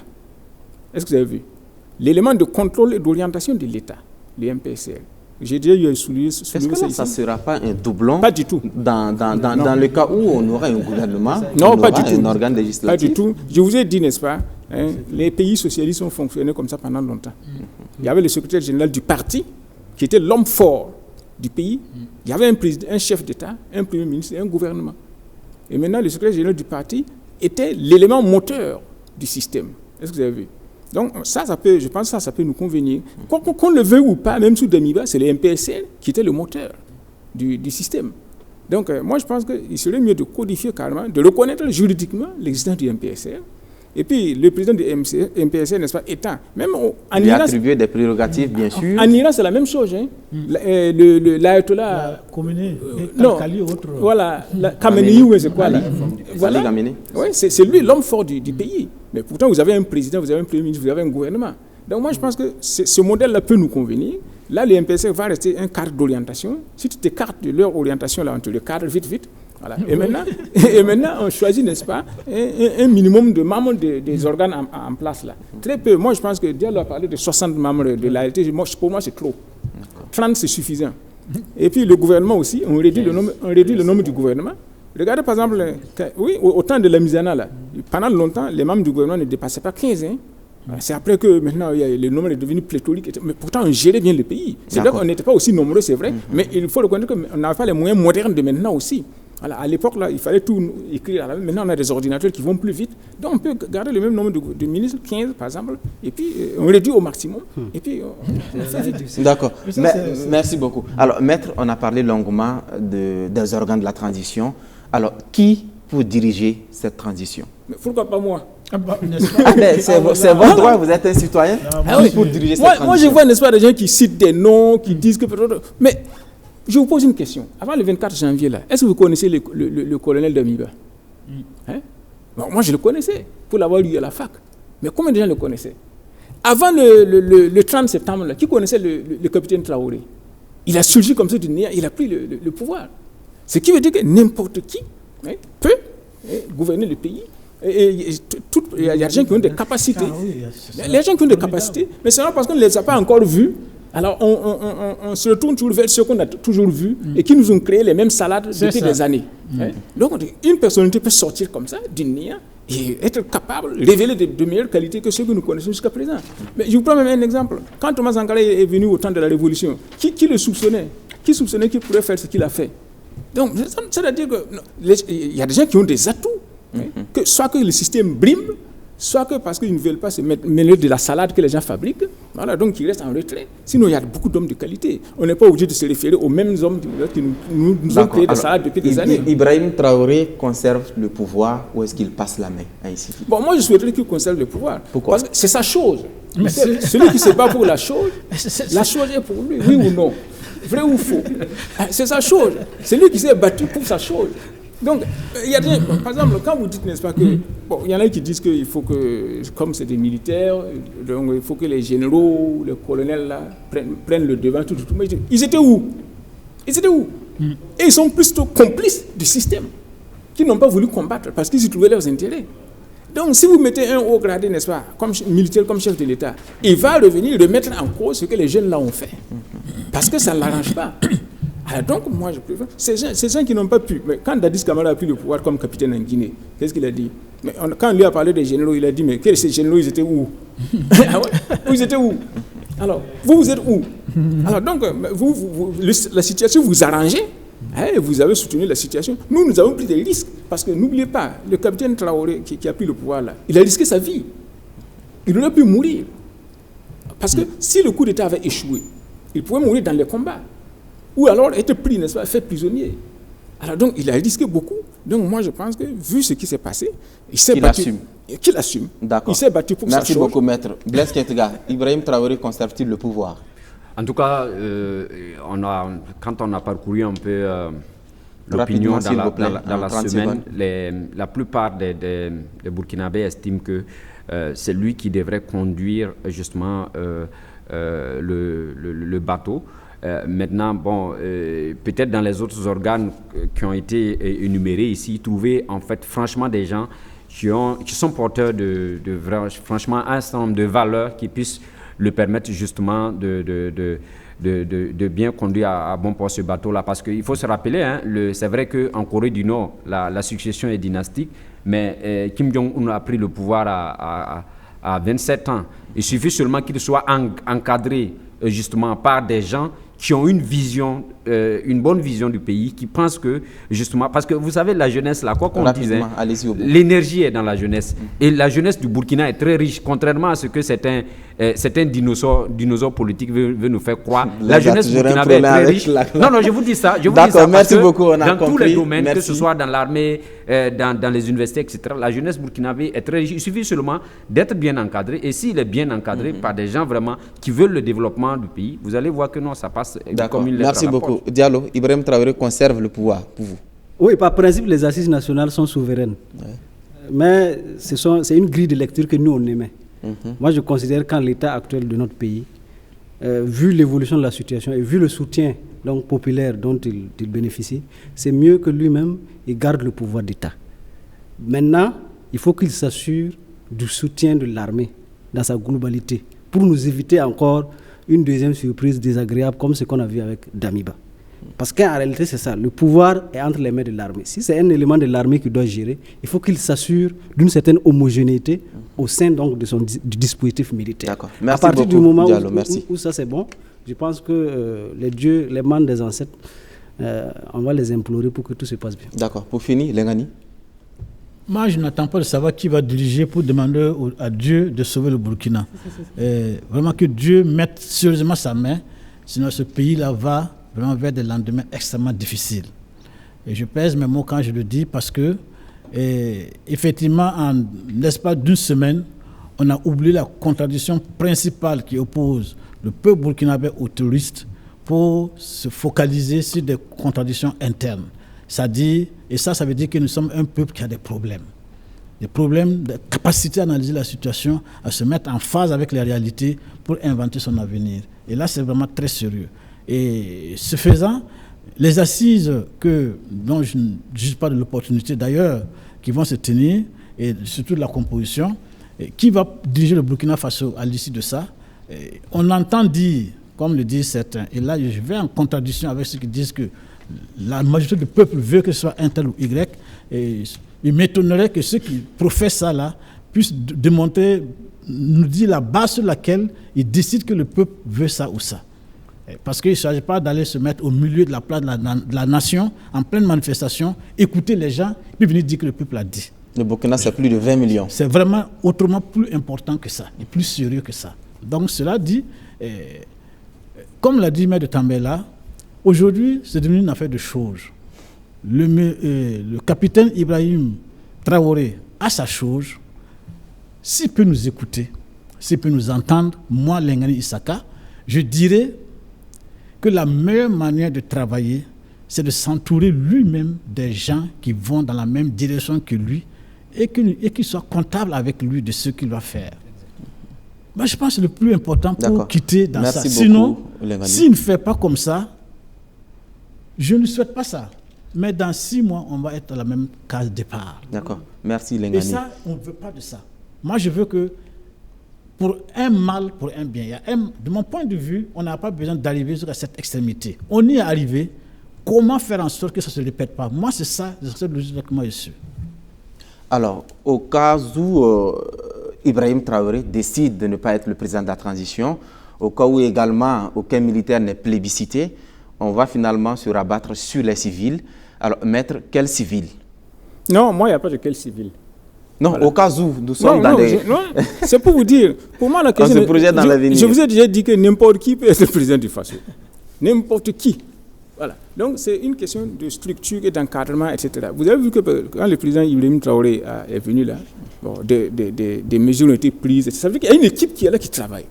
Est-ce que vous avez vu? Il y a une équipe technique qui est là, de juristes, d'économistes, etc., qui font fonctionner l'État.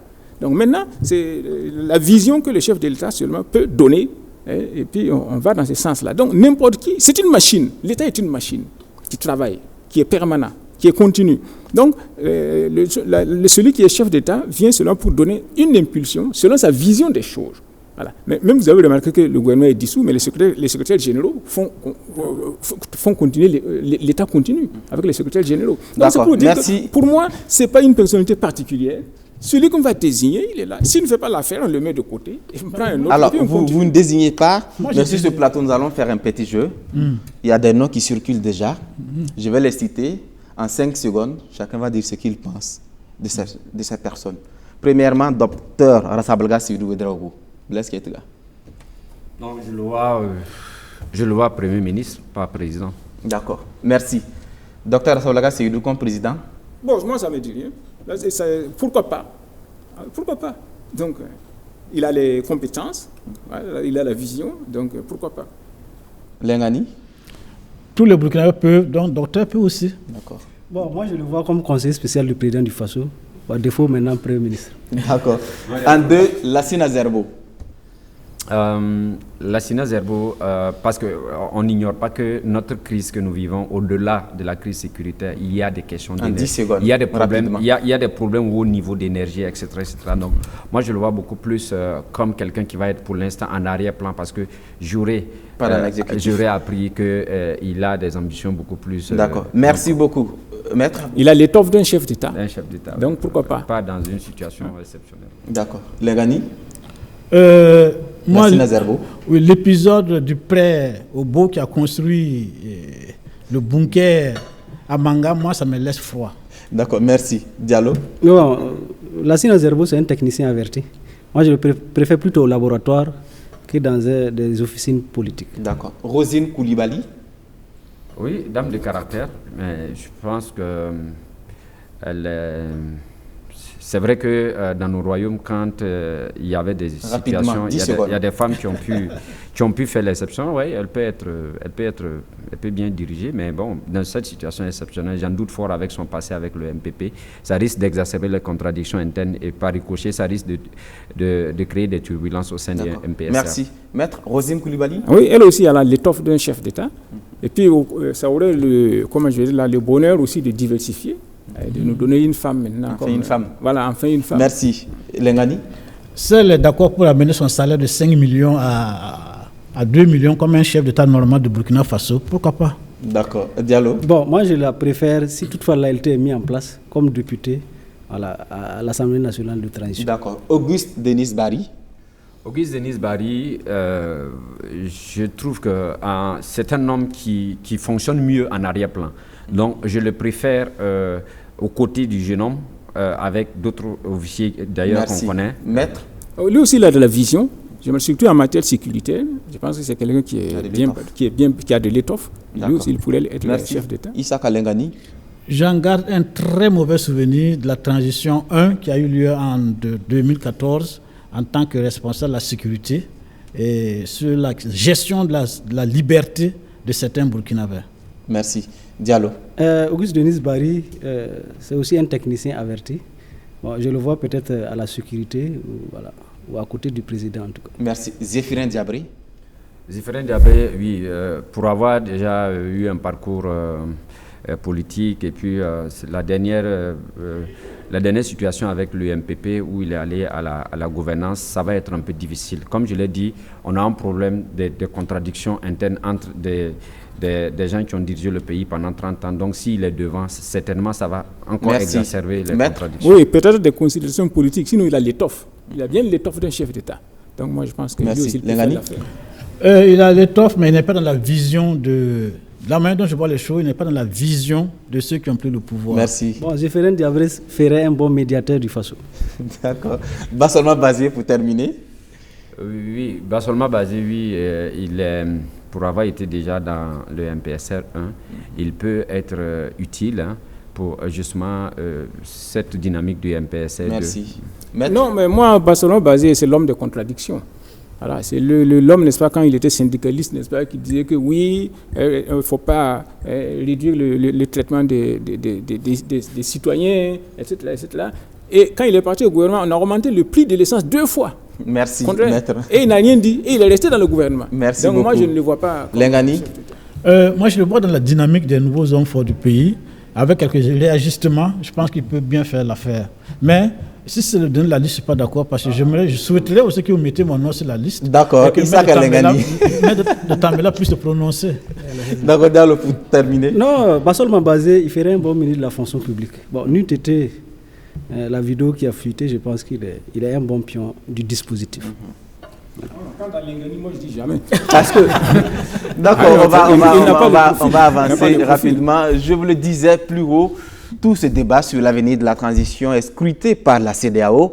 Une mission de la communauté économique des États de l'Afrique de l'Ouest a été reçue par le capitaine Ibrahim Traoré. Alors, Damiba démissionne le dimanche.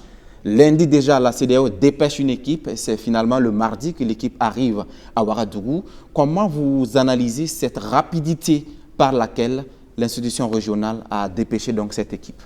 Non, c'est vrai que quand vous avez suivi la vidéo qui a fuité sur les réseaux sociaux de la démission du président Damiba, il y avait déjà un tableau de bord qui avait été déposé avec la CEDEAO. Donc je pense qu'il a même lui-même souhaité que justement cette dynamique-là avec la CEDEAO continue. Donc c'était de bon temps effectivement pour la CEDEAO de venir voir déjà avec la situation d'urgence qui s'est passé, est-ce qu'il y a des prédispositions à continuer justement cette volonté donc, du président Damiba. Donc je pense qu'il y avait un travail, quoi qu'on dise, on peut reprocher un certain nombre d'insuffisances à la gouvernance Damiba, mais il y a un certain nombre aussi d'avancées justement sur justement la coopération avec la CEDEAO, etc. Donc je pense que c'est un peu dans ce sens-là. Maintenant, bon, est-ce que la CEDEAO va continuer justement dans cette dynamique-là avec le Burkina Faso, ça va dépendre naturellement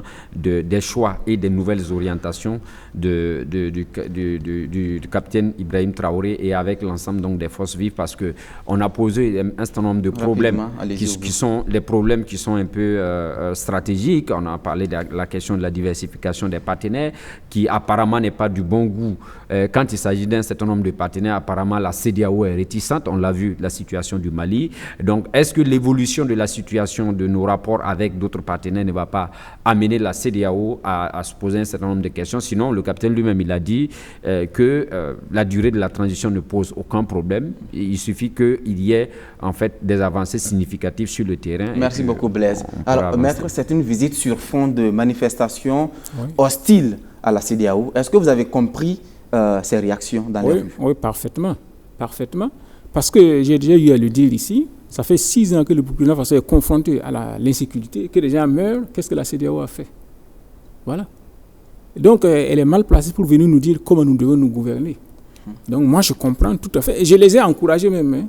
Ouais, donc, moi, je ah oui. Donc, moi, je comprends tout à fait. Ah oui, je comprends tout à fait l'hostilité de ces gens-là qui manifestaient contre l'arrivée de la mission de la CEDEAO. Au départ, vous avez dit qu'ils sont venus rapidement, là. Est-ce que vous avez vu? Voilà, exactement. Parce qu'ils n'ont rien à faire. Donc, quand ils ne viennent, c'est comme les journalistes qui chaque jour cherchent le scoop en vain. Et quand il n'y en a pas, il faut creuser pour chercher. Mais qu'est-ce qu'on va dire? Est-ce que vous avez vu? Donc, la CEDEAO, quand il y a des événements comme ça, ils sont contents parce que ça leur donne une raison d'être. D'accord. Ça leur permet de justifier leur existence. Sinon, ils n'ont rien de consistant à faire. Les frais d'émission, tout. Depuis la CEDEAO existe en 1975, concrètement, vous avez senti quoi de la CEDEAO dans votre poche? Rien. Donc, c'est pour vous dire qu'ils sont contents quand il y a ces situations-là, parce que ça leur permet de justifier leur existence, ça leur permet aussi de profiter, d'empocher des frais d'émission, de faire du tourisme. Maintenant, il ne faudra pas que le capitaine Traoré se laisse piéger. Il faut qu'il sache que c'est les intérêts du Burkina Faso d'abord. Mais déjà, il s'est engagé à respecter le timing, le délai de la transition. À condition que ça nous arrange. À condition que ça arrange le Burkina Faso. D'accord, merci beaucoup. Alors, je le disais tantôt, Lengani, il s'est engagé à respecter le délai de la transition. C'est des engagements pris par son prédécesseur Damiba. Est-ce que là, techniquement, jusque-là, on n'a pas de gouvernement, on n'a pas d'organe législatif, rien n'est véritablement mis en place. Est-ce que là, techniquement, on peut respecter ce délai?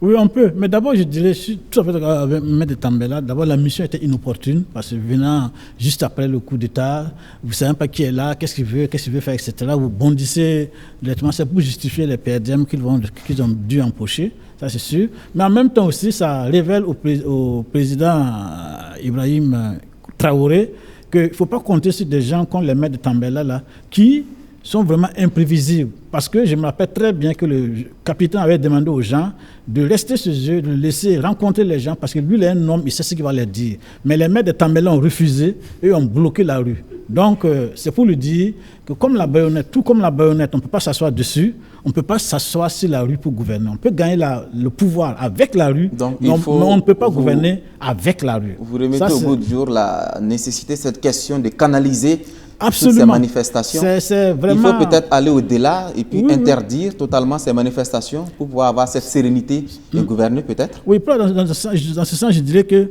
le premier ennemi d'Ibrahim Traoré sera la rue. Parce que c'est elle qui l'a fait monter, c'est elle qui peut le faire descendre. S'il n'arrive pas effectivement à la canaliser. Et pour la canaliser, il y a des ressorts sur lesquels il est impératif pour lui de s'asseoir. S'il omet ces ressorts-là, eh bien, ça sera patatras. Bon, maintenant, est-ce que le délai pourra être rempli? Je pense que ça peut, parce que la machine est lancée. La machine est lancée. Il y a des couacs, c'est pourquoi je disais que je ne pense pas qu'il était nécessaire d'arriver jusqu'à cette extrémité. La machine est lancée, on peut faire les réformes à l'intérieur et tenir le délai effectivement. D'accord, merci. Rapidement, Diallo. Oui, non, la CEDEAO est au chevet d'un pays membre. Je pense qu'à priori, il ne faut pas la diaboliser. Voilà. C'est tout à fait normal que lorsqu'un pays membre traverse une certaine difficulté au plan politique et institutionnel, que l'organisation communautaire à laquelle vous appartenez puisse venir quand même faire le constat sur le terrain. Maintenant, il est clair qu'il faut que la CEDEAO change son approche. Voilà. Parce qu'on a l'impression que c'est quand il y a un changement institutionnel qu'ils sont là. Quand il y a des gens qu'on tue, quand il y a des difficultés pratiques sur le terrain, on ne les sent pas. Voilà. Peut-être que la CEDEAO gagnerait à à son niveau, à faire des propositions pour voir si on peut aller vers une force sous-régionale de lutte contre le terrorisme. Ce sont ces propositions concrètes-là qu'il faut faire de mon point de vue. Voilà. D'accord. Merci. Vous aurez remarqué que récemment aux États-Unis, il y a eu une catastrophe en Floride là. Joe Biden est parti, l'État fédéral a apporté sa contribution. Ici, dans la CEDEAO, nous sommes aussi dans une confédération. Mais quand il y a un État membre qui traverse des difficultés, on ne sent rien de la confédération. Aucun apport. Alors maintenant, c'est pour vous nous dire comment nous devons nous gouverner pour nous en sortir. Ça ne peut pas marcher. Merci beaucoup. Merci beaucoup. On est absolument pris par le temps. On va évoluer pour finir. C'est la question que tous les Burkinabés se posent, la sensible question de diversification de partenariats. Les manifestants dans la rue ont déjà tranché. Il faut vite tourner le dos à la France et aller se mettre dans les bras de la Russie. Pour eux, c'est aussi simple que ça. Est-ce que Blaise Quintega a du même avis que les manifestants? Du même avis, ça peut paraître prétentieux. Moi, je pense que la vraie réalité, c'est parce qu'on ne pose pas le problème sur la table. Qu'est-ce qui se passe? On a un partenaire traditionnel qui nous dit qu'il agit sur demande des autorités du pays. Mais ce qui est curieux, c'est que visiblement, effectivement, sur le terrain, on se rend compte que ce partenaire a tous les moyens, a toute la logistique pour justement nous permettre de faire des pas. Et en 8 mois, on devait sentir qu'on avait commencé à gagner d'autres territoires. Ce partenaire est un partenaire qui est une puissance mondiale, donc qui pouvait justement permettre d'avancer. Mais on se rend compte qu'on a des difficultés avec ce partenaire. Pourquoi ne pas aller vers d'autres partenaires? Pour moi, ça ne me pose pas un problème d'aller vers un partenaire comme la Russie. Parce qu'on sait que la Russie aussi, c'est une puissance militaire quand même. Et avec elle, on pourrait justement naturellement ouvrir d'autres possibilités. Et naturellement, moi je pense que chaque État doit avoir la possibilité de diversifier les partenaires. Mais maintenant, s'il y a des partenaires qui se sentent blessés lorsqu'on est avec d'autres personnes, ben, je suis désolé. On ne peut pas aussi, on sait aussi que ces mêmes puissances collaborent intrinsèquement avec la Russie. On voit, par exemple, vous prenez la France a des partenariats avec la Russie. Donc merci. Pour moi, ça ne pose pas de problème. Je ne suis pas dans la dichotomie France-Russie, mais si en allant vers la Russie, ça va poser problème à la France, on va vers la Russie et puis on continue. Justement, il ne faut pas que les gens aussi prennent ça dans le sens de on quitte un colonisateur pour aller vers un autre colonisateur. Non, il ne s'agit pas d'aller dire à la Russie, venez faire la chose à notre place. Il s'agit d'aller obtenir un certain nombre de moyens qui puissent justement nous permettre d'endiguer le mal. D'accord, merci. Alors, maître, les manifestants tiennent tant à ce qu'on aille, on se retourne, on aille vers la Russie. Qu'est-ce qu'on gagne avec la Russie? Non, peut-être qu'ils veulent dire de confier la gestion de la sécurité à la Russie. Je ne crois pas qu'ils veulent dire, n'est-ce pas, de rompre avec la France. Parce que c'est possible de rompre avec la France. On a vu des abats la France, on a vu tous ces symboles de la France attaqués, on a vu ce drapeau russe qui a flotté à plusieurs endroits. Oui, c'est pour la sécurité. Moi, je crois. Et puis, si vous remarquez, ces manifestants, ils ne comprennent pas beaucoup dans la gestion de l'État. Bon, d'abord, pourquoi je dis que c'est difficile de quitter avec la France, même si c'est possible. Mais tout notre système d'enseignement, c'est le français. Nous parlons le français ici. Alors, on va quitter la France et puis adopter quoi à la place? On peut adopter une autre langue, mais ça prendra du temps. Et pendant ce temps-là, il y aura un temps de flottement, de transition difficile. Alors, est-ce que les mêmes vont supporter les sacrifices nécessaires? Donc, moi, je ne suis pas pour qu'on quitte quelqu'un pour aller vers un autre, mais je suis pour que le Burkina Faso essaie de voir ce qu'il peut tirer de bon avec chaque partenaire.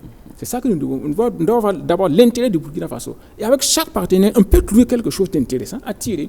Mais le problème avec la France, c'est quoi? C'est que jusque-là, nous restons pieds et poings liés à la France. Il faut que cela cesse. C'est-à-dire, et en diversifiant les partenariats, la France elle-même va être amenée à savoir quelle est sa vraie place dans nos relations. Mais c'est parce que jusque-là, on n'était pas très diversifié. Si vous avez remarqué, par exemple, au temps de Maurice Yamuego, on avait très peu de partenaires étrangers. C'est sous la mise en œuvre qu'on a commencé les relations avec la Russie et à diversifier un peu. Donc, quand vous diversifiez vos partenariats, vous limitez la tension que les autres ont sur vous. Et c'est ça qu'il nous faut maintenant. Il faut essayer de voir ailleurs qu'est-ce que nous pouvons trouver. Et s'il se trouve que les relations avec la France nous empêchent de le faire, on rompt ces liens-là avec la France qui nous empêchent de faire ce que nous avons à faire. Et on voit quel est l'intérêt du Burkina Faso dans nos relations de partenariat avec X ou avec Y. Merci beaucoup. Lengani, faut-il rompre avec la France? Moi, je pense que ce serait une très grave erreur parce que, bon, comme je suis un peu dans la même lignée que Maître de Tambela, je ne suis pas sûr que ceux qui professent ça cherchent effectivement jusqu'où ce que ça implique comme sacrifice et comme transformation au niveau social. Et je voudrais aussi vous dire que moi, avec la Russie, j'ai un problème. J'ai un problème qui part de notre guerre contre la guerre de Noël, comme on appelle, contre le Mali, et où la Russie a tourné le dos à la révolution de Thomas Sankara pour appuyer le Mali contre nous. Moi, ce n'est pas que je sois rancunier jusqu'à mort, mais je garde toujours cette image-là de la Russie en ce qui concerne les relations avec mon pays. Bon, je dis, et en même temps qu'il faut diversifier. Diversifier pour l'intérêt de notre peuple. Si pour commander un hélicoptère avec la France, il faut 3 mois, et que la Russie nous donne ça le lendemain, mais on va acheter à la Russie. Ce n'est pas plus que ça. Que donc ce partenariat, comme le dit Maître de Tambela, je suis d'accord avec lui, ça soit fonctionnel. Ce n'est pas aller se jeter dans les bras de quelqu'un dont même, vraiment, je doute très, très sérieusement de la capacité à nous appuyer sérieusement sur le terrain. Parce que si on prend ce exemple sur ce qui se passe au Mali, je ne pense pas qu'au jour d'aujourd'hui, la Russie soit le meilleur partenaire pour endiguer le terrorisme dans notre pays. Il faut, au lieu de faire comme le Mali, de mon point de vue, faire mieux que le Mali. C'est-à-dire diversifier, faire en sorte que chaque partenaire que le Burkina Faso a, sache que c'est sur la base de nos intérêts. Et c'est uniquement de la base de nos intérêts que l'on travaille. Et à ce rythme-là, à ce prix, on pourra s'en sortir. D'accord. Pour terminer, Diallo. Non, je pense qu'il faut respecter la tradition du Burkina Faso qui consiste à compter sur ses propres ressorts internes d'abord. Parce que vous savez que la construction d'un État varie selon 2 palliatifs. Il y a le palliatif interne et il y a le palliatif externe. Quel inventaire de l'existant nous-mêmes nous faisons au niveau du Burkina Faso pour voir quels sont les besoins qu'on peut prendre en charge et quels sont les besoins qui nécessitent de faire donc appel à une puissance étrangère, fût-elle russe ou française. Moi, je considère que le Burkina Faso ne doit pas faire l'objet de confrontation entre les puissances. Ce n'est pas ce que nos ancêtres nous ont appris. Ce que nos ancêtres nous ont appris, c'est de faire l'inventaire de l'existant, compter d'abord sur nos propres ressorts internes pour faire l'essentiel. À partir de cet instant, si on voit qu'il y a un gap qui manque, on peut faire appel à la France, on peut faire appel à la Russie, comme on peut faire appel à un autre pays. Parce qu'en tout état de cause, c'est une question qui relève de la souveraineté exclusive de l'État concerné. Donc, il faut, de mon point de vue, polisser le débat. Et puis, le Burkina Faso, c'est une terre hospitalière. Nous, je n'ai jamais vu, de par le passé, des Burkinabés s'en prendre à des étrangers. En fait, ça ne fait pas partie de notre culture. Voilà. Et le Burkina Faso est cité comme un pays intègre, comme un pays de paix. Voilà. C'est par rapport à ça. Il faut aussi qu'on conserve nos valeurs. Je peux comprendre que la situation désastreuse à laquelle nous assistons peut nous faire perdre notre lucidité, mais il faut garder nos valeurs et puis partir de ces valeurs-là pour construire un Burkina qui peut être profitable à l'ensemble donc, de ses membres. Dernière ligne droite de cette émission, nous allons tenter d'avoir des téléspectateurs au téléphone. Monsieur Tiombiano, bonjour. Allô? Oui, bonjour Monsieur Tiombiano. Monsieur Tiombiano, vous nous recevez? Quelques soucis techniques, allez-y, Diallo. Je vais juste ajouter un élément que j'avais oublié. Parce que pourquoi je dis de faire l'inventaire de l'existant au plan interne? Lorsque les primes des soldats ne sont pas payées, est-ce que ça c'est une puissance étrangère? Est-ce que c'est la France ou bien c'est la Russie qui doit payer les primes pour nos soldats? Il y a des questions pratiques, des dysfonctionnements internes qui sont là, qu'il faut d'abord prendre en charge au préalable, avant de voir la suite. Voilà. Parce qu'en réalité, lorsqu'on regarde la loi de programmation militaire, par exemple, qui avait été adoptée en 2017, sa mise en œuvre, on est où? Pour que des soldats se retrouvent au front en train de tirer des fusils qui...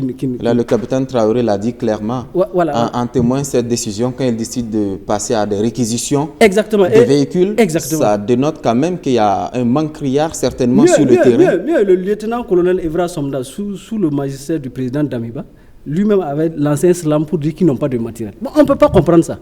Ça, ce n'est pas une puissance étrangère qui doit prendre ça en charge. Donc, il faut que nous-mêmes, on regarde notre dispositif. Voilà, corriger ce qu'il faut corriger avant de passer. Parce qu'en réalité, aucun pays n'aime le Burkina Faso pour ses beaux yeux en réalité. D'accord, on va prendre chacun défend ses intérêts. Voilà. Et puis on revient. On a un téléspectateur en ligne. Bonjour monsieur. Allô? Bonjour, monsieur Traoré. Oui, bonjour. Allez-y pour votre contribution. Oui, voilà, moi je voulais dire qu'on appelle comme ça que le président Traoré devrait conserver le poste D'accord. et que vraiment, il faudrait que la population soit vraiment soudée derrière le président, que c'est comme ça que nous pourrons avancer. Nous ne pourrons jamais avancer séparés. Les Burkinabés doivent comprendre quelque chose. On ne peut jamais construire quelque chose séparé.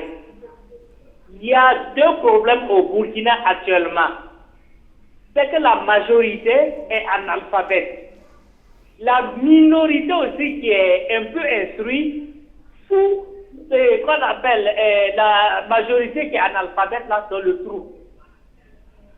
Donc ça fait que vraiment c'est compliqué vraiment pour le Burkina. Le politicien n'a pas intérêt aujourd'hui à ce que les gens s'unissent ensemble. Puisque quoi?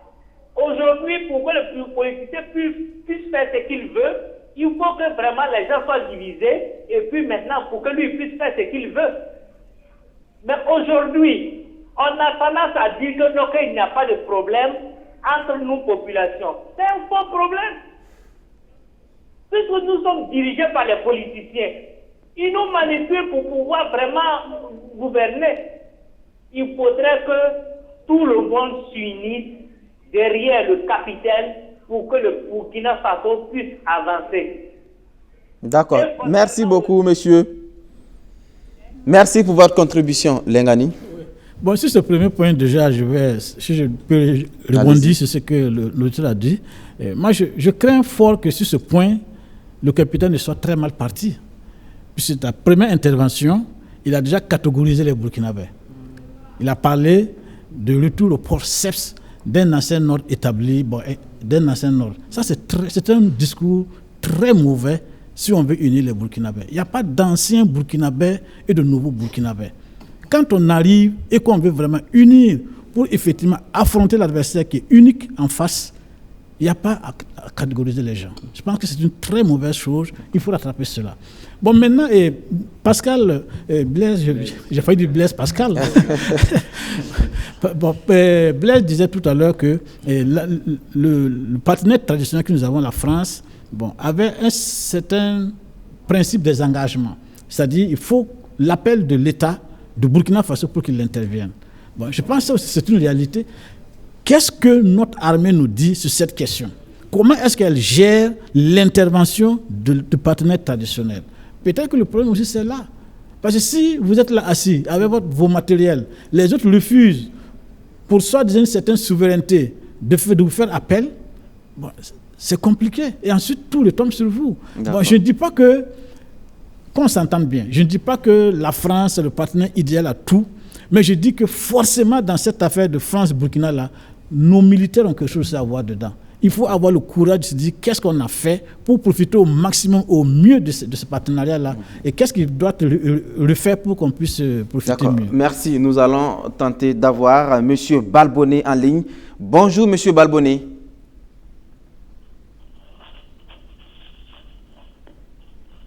Monsieur Balbonnet, vous êtes avec nous? Oui, on vous reçoit, Monsieur Balbonnet. Oui, allô, bonjour. Bonjour, allez-y pour votre contribution. Oui, voilà, je voulais parler à propos des assises nationales. Allez-y. Voilà, selon moi, en tout cas, vu ce que le président même a dit, que le pays totalement est en urgence. Si le pays est en urgence, moi je ne voyais plus encore la nécessité de mettre encore une assise nationale. Moi j'aimerais qu'il... Oui, allez-y, on vous écoute. Quelques soucis techniques avec M. Balbonnet qui nous appelait depuis Tenkodogo. Alors, Diallo, on est aussi c'est des arguments qui viennent très souvent. Beaucoup pensent peut-être que la Russie, à travers le groupe paramilitaire Wagner, tente de manipuler une certaine opinion au Burkina Faso. Est-ce que ces thèses sont plausibles? Je ne sais pas si cette thèse est plausible, Je note seulement qu'on a un allié traditionnel qui est la France et on voit les résultats qui sont sur le terrain. Il est clair que même si la France est de bonne foi, si les erreurs stratégiques, les pertes qu'on est en train d'enregistrer continuent, c'est difficile de convaincre un citoyen lambda de la pertinence donc, de cette collaboration. Mais ceci dit, il faut diagnostiquer le dispositif pour voir le problème se trouve à quel niveau. Voilà. Parce qu'en réalité, on n'a pas de choix, on n'est pas obligé de faire un choix entre la France et la Russie. Nous, on est un pays souverain. On collabore avec la France, si on veut, on collabore avec la Russie. Voilà. Il n'y a pas une dichotomie, il n'y a pas de choix à faire, de mon point de vue. Non. Voilà. On prend un dernier peut-être appel avant de vous revenir. Monsieur Tarnagda est avec nous. Bonjour, Monsieur Tarnagda.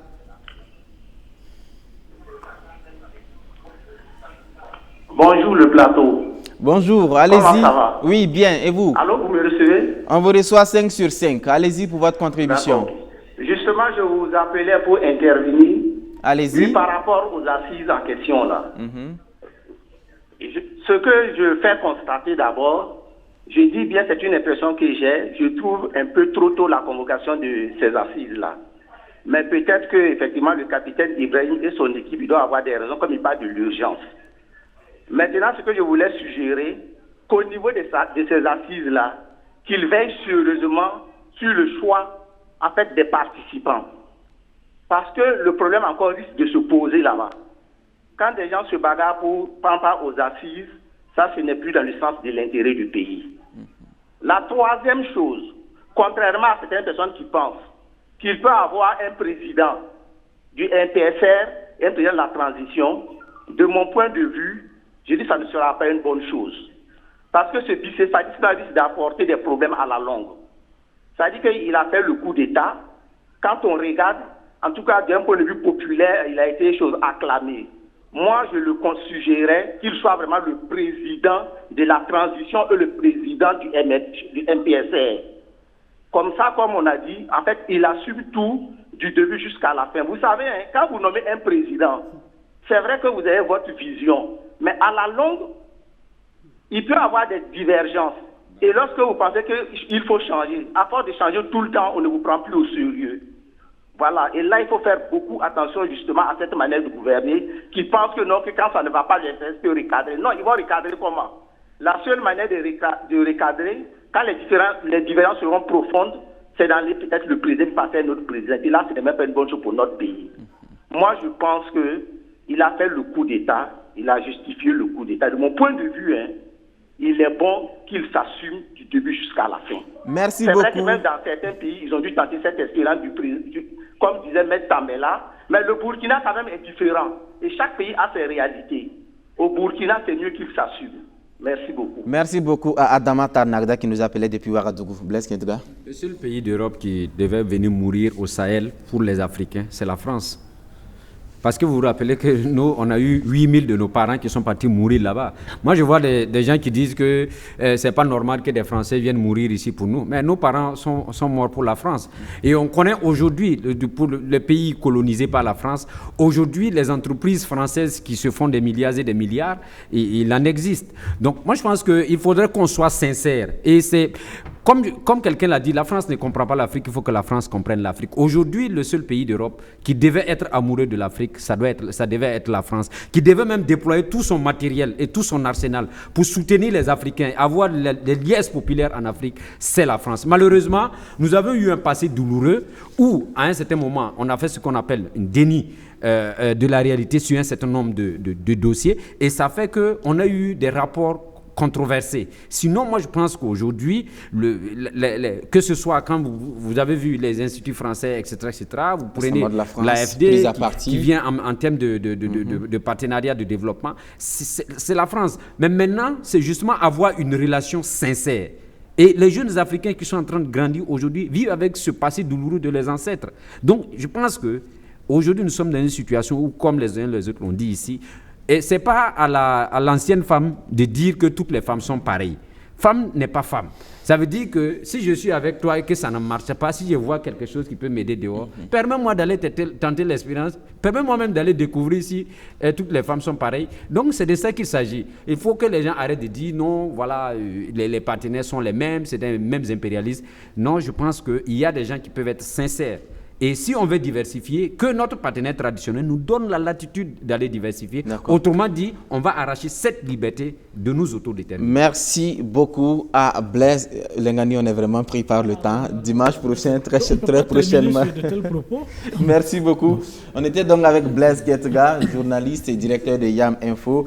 À côté de lui, il y avait Maître Apollinaire Kielem de Tambela. Il est avocat. En face, il y avait Ishaka Lengani. Il est journaliste. Puis Karim Diallo, qui est juriste et puis administrateur civil. Voilà donc, c'est tout pour aujourd'hui. Merci de votre fidélité à cette émission. On se retrouve le dimanche prochain, Dieu voulant. Au revoir.